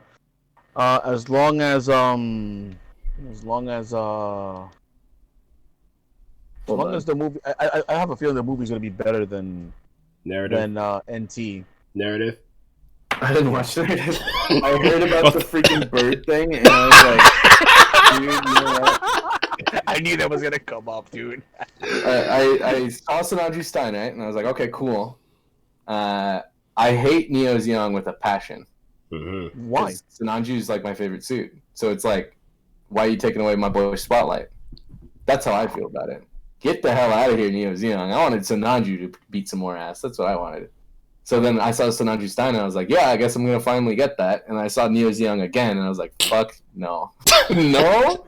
And then I heard about all the new type bullshit, and I was like, especially no. Yeah. I'm not going to. I have no inclination of watching NT at all. But when it comes to the game, I do not pick suits based on how they look. I get no fan service from the game, personally. I just play suits that I like. If I like the way they play, I'll play them. So more function than anything else. Yeah. Yeah, that makes sense. So you're more for function as of okay, that's fair enough. Typically, when I spend a lot of time with that suit, I grow like an appreciation for it. Like I thought Cassie was really fucking ugly at first, Now I think it's kind of cool, but not before that. Like, I just like the way it played. It's really easy. It was really easy to pick up that suit, and the like, the obstacles it faces kind of taught me how to place your shots a little better, because there's like a little bit of wiggle room. So like the game's like kind of rewarding you for placing it, and then you just have to like maintain that like ammo management. Because before I would just try to get damage. That's what like I was thinking about. But nowadays the damage doesn't matter. It's all about like the utility and how you formatting to play where you have advantage. You're not over. You just want to have an appropriate response to whatever you're trying to do. You don't need to push it. If you get it down, it's still good. Like a lot of times at the end of a game, instead of me like if we're like winning pretty handedly. Instead of me trying to rush the game to finish, I'll just keep playing like I was before. Even though the guy is about to die, it just gives me a better chance to get more damage on his partner. Yeah, and then that the way partner might throw. Yeah, That's how I kind of see about it. just to create a pressure situation. Yeah. Nightingale is a sweet fat lobster. Fuck's sake. Oh, fuck's sake. I've got some words for you, buddy. Say it Leave my for. chunky boy alone. So, any advice for like beginners that might be just starting out? With Cassie or in general? Just in general. Before you decide to get good at this game, make sure you like this game. That's what I'm gonna tell you right now. Really? Yeah, this game is not for everybody, man. Yep. So like, it is a lot of work to try to get good at this game, and if you don't like, you're not having fun getting good, just play for fun. That's what I'd say. Just don't worry about what like all these other people are telling you. Like, if you're trying to get better, like that's like your goal, then playing suits that have really good fundamental. You want to play suits that have designs that'll help you grow. So, like, for example, I have a friend that started playing recently, right? He played other games, but he never really tried. He just wanted to play God Gundam and like Lupus. God Gundam in full boost was like the only suit he wanted to play. Like you wouldn't get him to play anything else. So he learned the jump cancel and all that. But then God doesn't actually teach you how to get good at the game. But like, You don't think so? No, hell no. God is not fun. God has no fundies, bro. Nothing. You gotta play God. God wants to do his thing. He doesn't want to do the Gundam thing. Okay, You know what I mean? that makes sense. That makes sense. It's like somebody, if they like start playing the game, their like first suit they want to pick up is like Heavy Arms or Lego or Cheridum. There's nothing stopping them from getting good at those suits, but those skills aren't going to apply to other suits. You got to realize that as well. It's like at the same time. Because they have their specific gimmicks. No, I got you. Yeah. So a suit that I actually had my friend play that definitely bore fruit. For 3Ks, I made him play Zabanya. Really? Zabanya? Yeah, no melee, no crutch. You can't have a bad melee is a crutch in the NA community, and it's a bad one because there's no diving here. So a lot of times, if somebody just mashes melee at you, just walk away. He's like slowing himself down every 2 seconds. He won't hit you. Just walk away. I noticed that. I had a match. I had a match today in ranked. My very first match in ranked was shuffle, and I picked Versargo chest break. My partner was a Lupus Rex. My opponent was a Lupus Rex and something else that I don't remember. And literally all I remember doing in that match was assist, beam, assist, sub, beam, and then later, oh, everybody's lined up. Cool, hold this Garobi. Yeah. And then the Lupus just respawns in. He randomly bursts and assist, beam, dead, and was like, okay, never mind. It's like way easier to just win. Definitely. I noticed that like in low ranked, a lot of people just seem to rush you down for melee, because just like because if you land a melee combo, the reward's absurd, and a lot of people don't know how to defend because Not people don't block. necessarily. You technically do more damage in 2 Zundas than you do in any combo. Learning something every day. Yeah, so like that's why S-Burst is so fucking awesome, right? Most people are like, "Oh, but the damage isn't that great." It's like, no, but the DPS is, bro. Like that's what we're focusing on here. You could you could basically just like turn the entire game around with one S-Burst. You couldn't do that with F-Burst. It just doesn't work like that. No, You'd have to play like really quick. I'm pretty much laughing half the time when I'm using a suit with S burst and just mashing main. And but then you see a trash suit like Infinite Justice Locus and she can't do that, and I'm just like, why is this in this game? So, you mentioned you're an Alex main, and yes, I am a fraudulent Alex main. one of my friends actually means that too. Foxide's favorite person in the fucking world. His name's Babatron. Oh wait, I know that jerk. I talk to him on Twitter all the time. We're both Alex buddies. We're Alex buddies. There you go. Alex Babs plays in a interesting way. So like, remember how I was talking about like well actually I don't think I talked about it. In this game you just fall back on fundamentals and formation and play to where you have advantage, and you don't force things to happen, and it typically will happen for you. Like if you get thirsty for damage, it doesn't work. That being said, if you can't, react like Babs, he doesn't react to shit, right? He's all reads. So Alex is really good for like mix-ups. So yeah, if you ever wanted to fucking get good at that suit, just pick his brain. We talk about it. We talk about it all the time. I usually like to. I guess in full boost, I kind of played one of two ways. I would like try to go in hard when I have Chobham armor, because a lot of times like people know that Alex doesn't have much HP even for a 1.5, and they'll try to rush in for melee. Next thing you know, haha, Chobham, get flapjacked.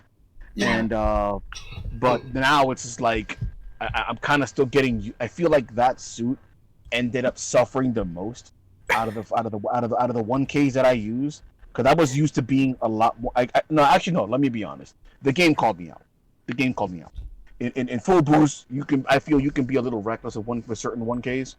Fox, I remember specific moments in PMs where Babs was using Alex, and you were using Norn, and you were getting real mad. Check yourself, bro. Check yourself.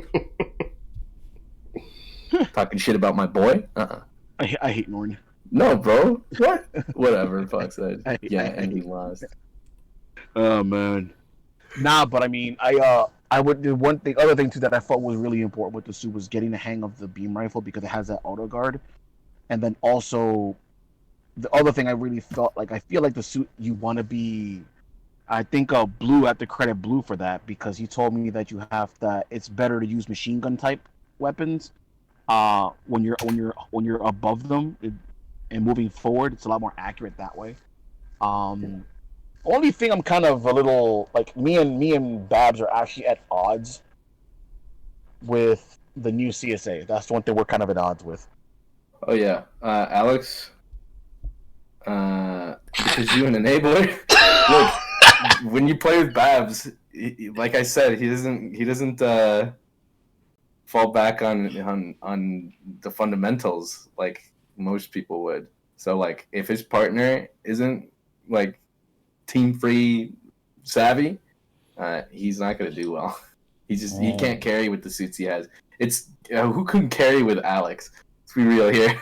Like your best moment of attack is also when you're slow and you only have 100 points that you can block. So like literally, you zoomed at it and it's done. Like it's 120. It's 120 now. Oh, it's 120 now. Even better, right? Good, because that means you can't knock it off with 2 beam rifles anymore. Before you could just main sub, take it easy. Actually, you can still do that. Broken. Yeah, it's broken. Sure, bro. Whatever.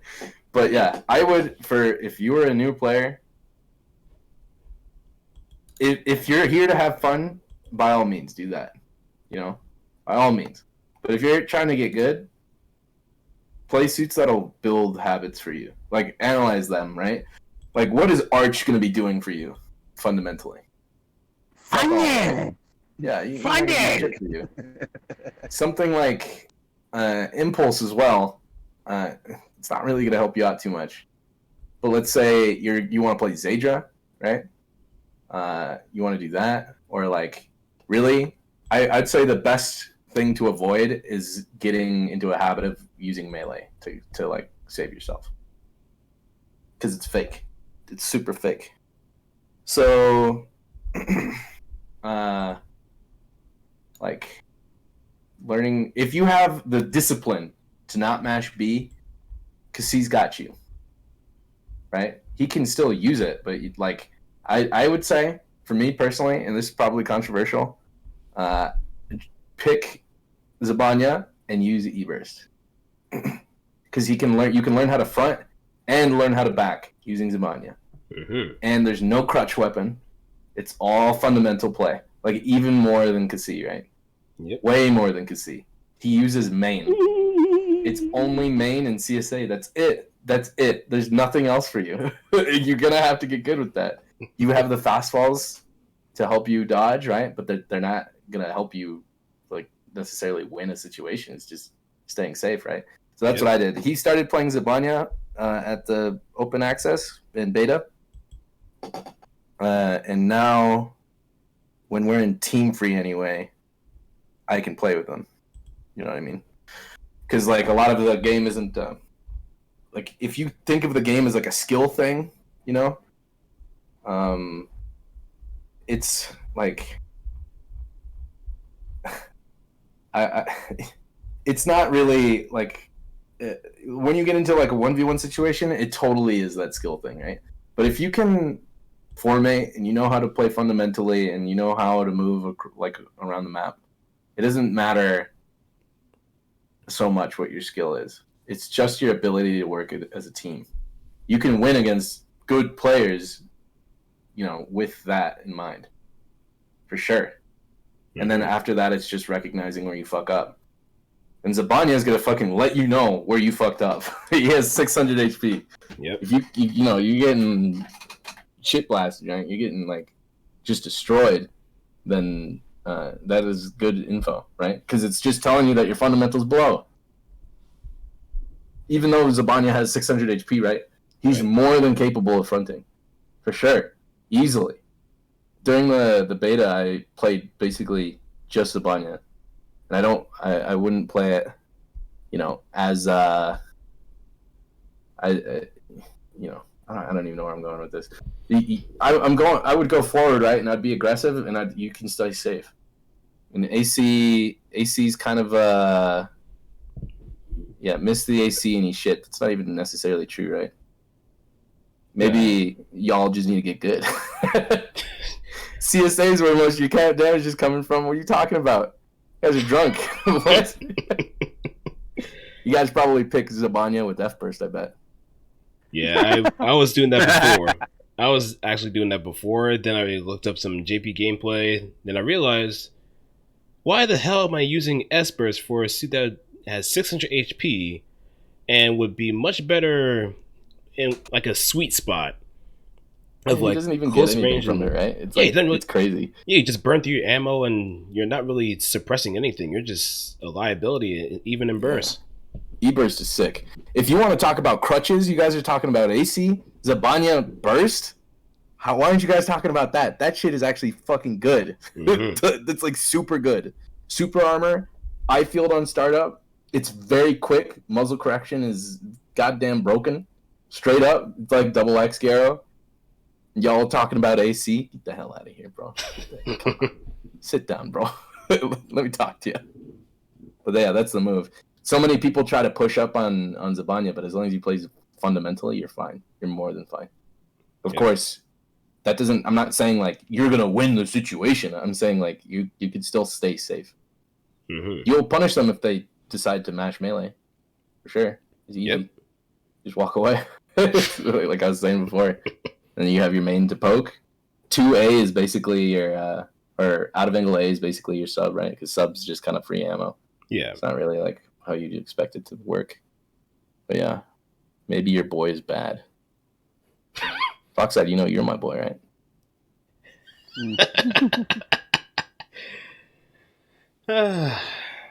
I think we've covered a great deal, in fact, for today. No. No. Oh, that's cold, man. That's I was cold. looking at what he's saying there. Your boy is powered. Foxside, hold that L, bro. Come on, bro. You can't always be like this. Oh, these rivalries are gonna be fun. He's got a question. What's the question? All right, let it rip. He's gonna meme. This is the moment he memes. Nah, you hold it. You lost the legend. You got carried, bro. When you gonna see Gigas? Oh shit! Do I know this guy? Shazzy? Is that Shaz? Yep. Yep.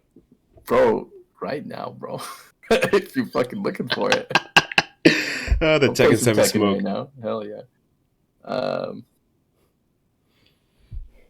Let's see here. What else is there? Yeah. So I don't know. I think it's just a matter of perspective. It changes over time, right?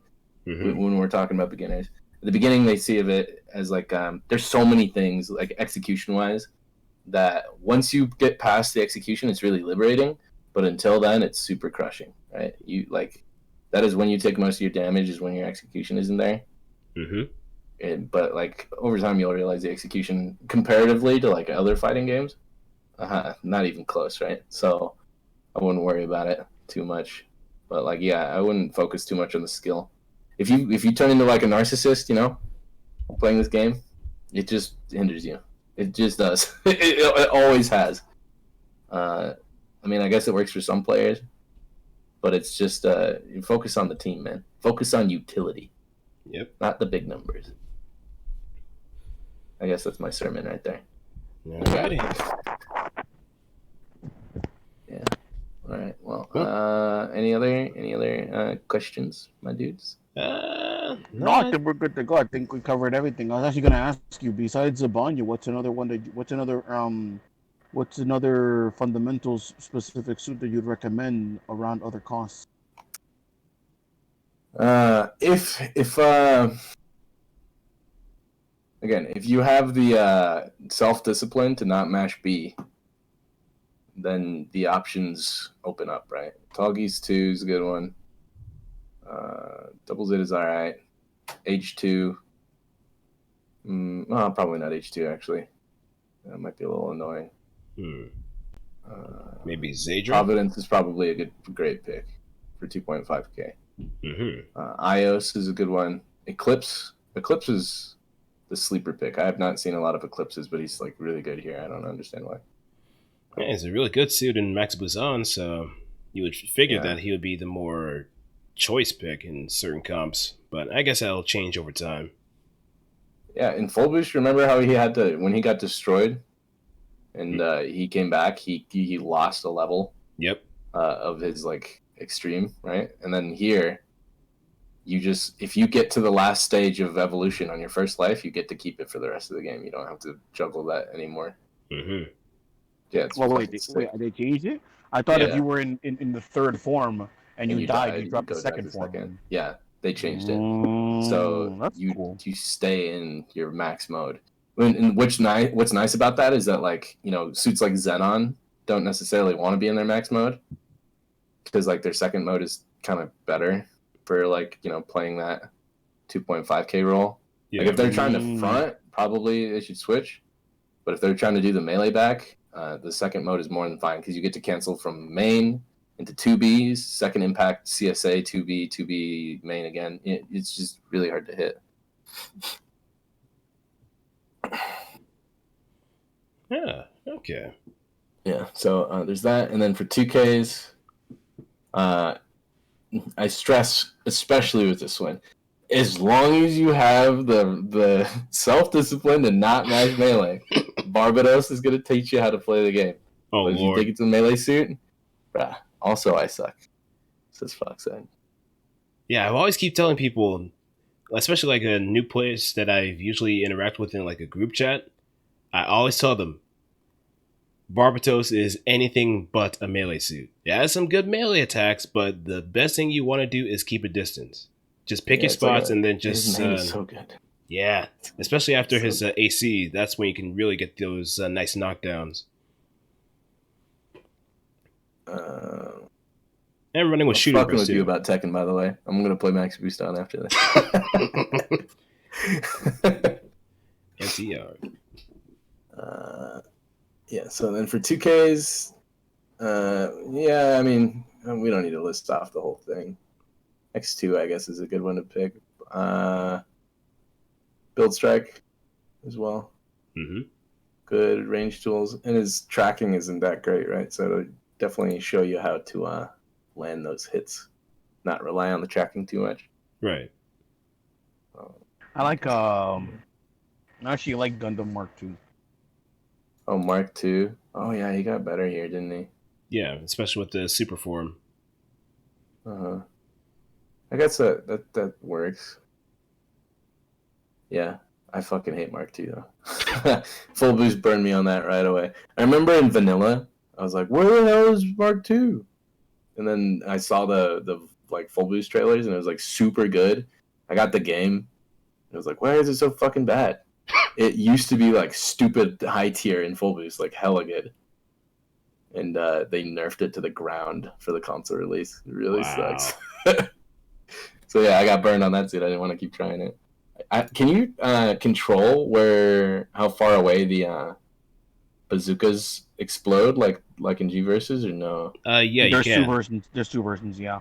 There's the normal one, and then there's the clay bazooka. I forgot how to do it, but I believe It's a 2B. It's Gundam a Mark II has 2 two version. versions. It's a lever sub. It says on the wiki. So he just has a regular one now.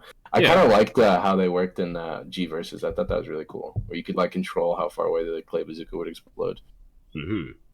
Yeah. Oh, as like a remote or timed detonation, right? Detonation.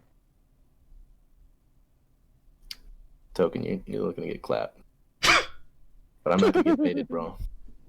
I'm losing time in the day. All right, I got shit to do. Rank. Oh, dude, have you noticed that the rank changed? The rank mode changed to it's kind of like G versus now. Really? What do you mean? So before you'd have to have you gain points, and then once you were close to ranking up, you'd need like a streak of wins to rank up. So in the arcade, if you could just get like a lot of win streaks, you'd rank up much faster, right? Obviously, right? Right. But for you to get to the next level, you still needed a streak. So here, I think it's just point based, like purely. Mm-hmm. Do you Yeah. think that's a good thing or a bad thing? Probably for a consumer standpoint, it's probably a good thing. But I don't like that as much because rank actually mattered in the arcades when I was living in Japan. Because it was What do like you mean? the reason why it mattered is because you had to spend the time to you could have somebody that had been playing since launch, like 10,000 matches easy, and they'd be like bronze because they just never got their win streaks. They'd have to really work for that, versus other players who just always get them. And then, like when you ran into a gold rank, you knew what you were signing up for. Like obviously that varies, right? With skill, who's going to do better than what. Mm-hmm. But like it really helps to keep similar level players in the same rank. Like it helps you match make, kind of. Like you're going to be getting similar, you know what to expect. Is all I'm getting at. Okay. Whereas in like full boost, you could have somebody that has gold rank, 5-star suit, and they just don't know how to play the game. Or they just end up being like some sort of troll. That just Yeah. Some guy who thinks he's really good, and you're like, I don't know, chief. Yep. I know what's going on. That's Yeah. gonna be a big chief for me there. Oof. Oof. Yeah, the Dick Masterson. Well, yeah. I guess that's all she wrote, boys. Yep. I guess that's it. Any parting words before you go? Would it be cool to plug the Discord here, or is Yeah, that a no? that'll be cool. And also plug your channel or whatever social media you have too. The only project I really care about would be Extreme Evolution. Extreme Evolution is, I think it's the largest Discord for Gundam outside of Japan right now. Mm-hmm. 1,300 members, boys. We just hit that Saturday. Hey, congrats. So, yeah. I guess I'll post a link. Yep. And I also have the player's guide and the commands too. So. Player's guide and the commands. Yeah. Woo! We about to hit 1,400 bucks. What? Now just need to get more people to like nitro boost the server so you can actually get those special stuff. We have our banner. I think that's as far as we've gotten though. Just the banner. That's I just saw what you just DM'd to me.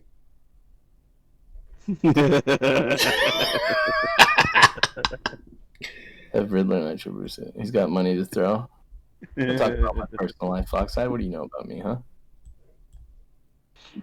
I figured you'd get a laugh out of that, Blue.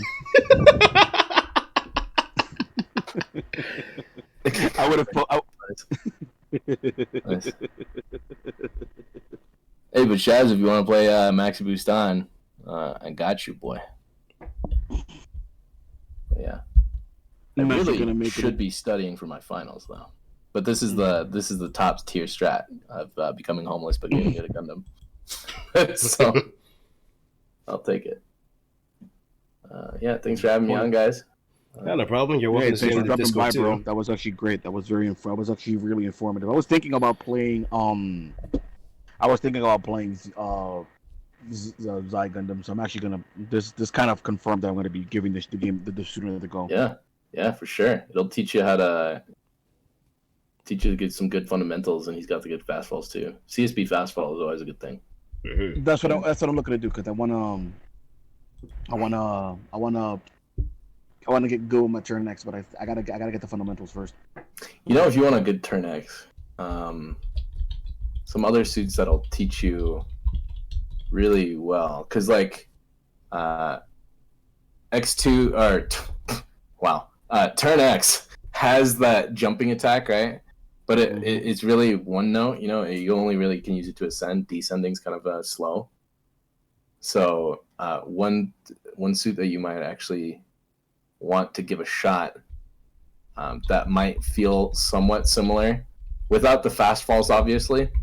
And you know, it has a Garo main. Trying to learn movement through 007 swords.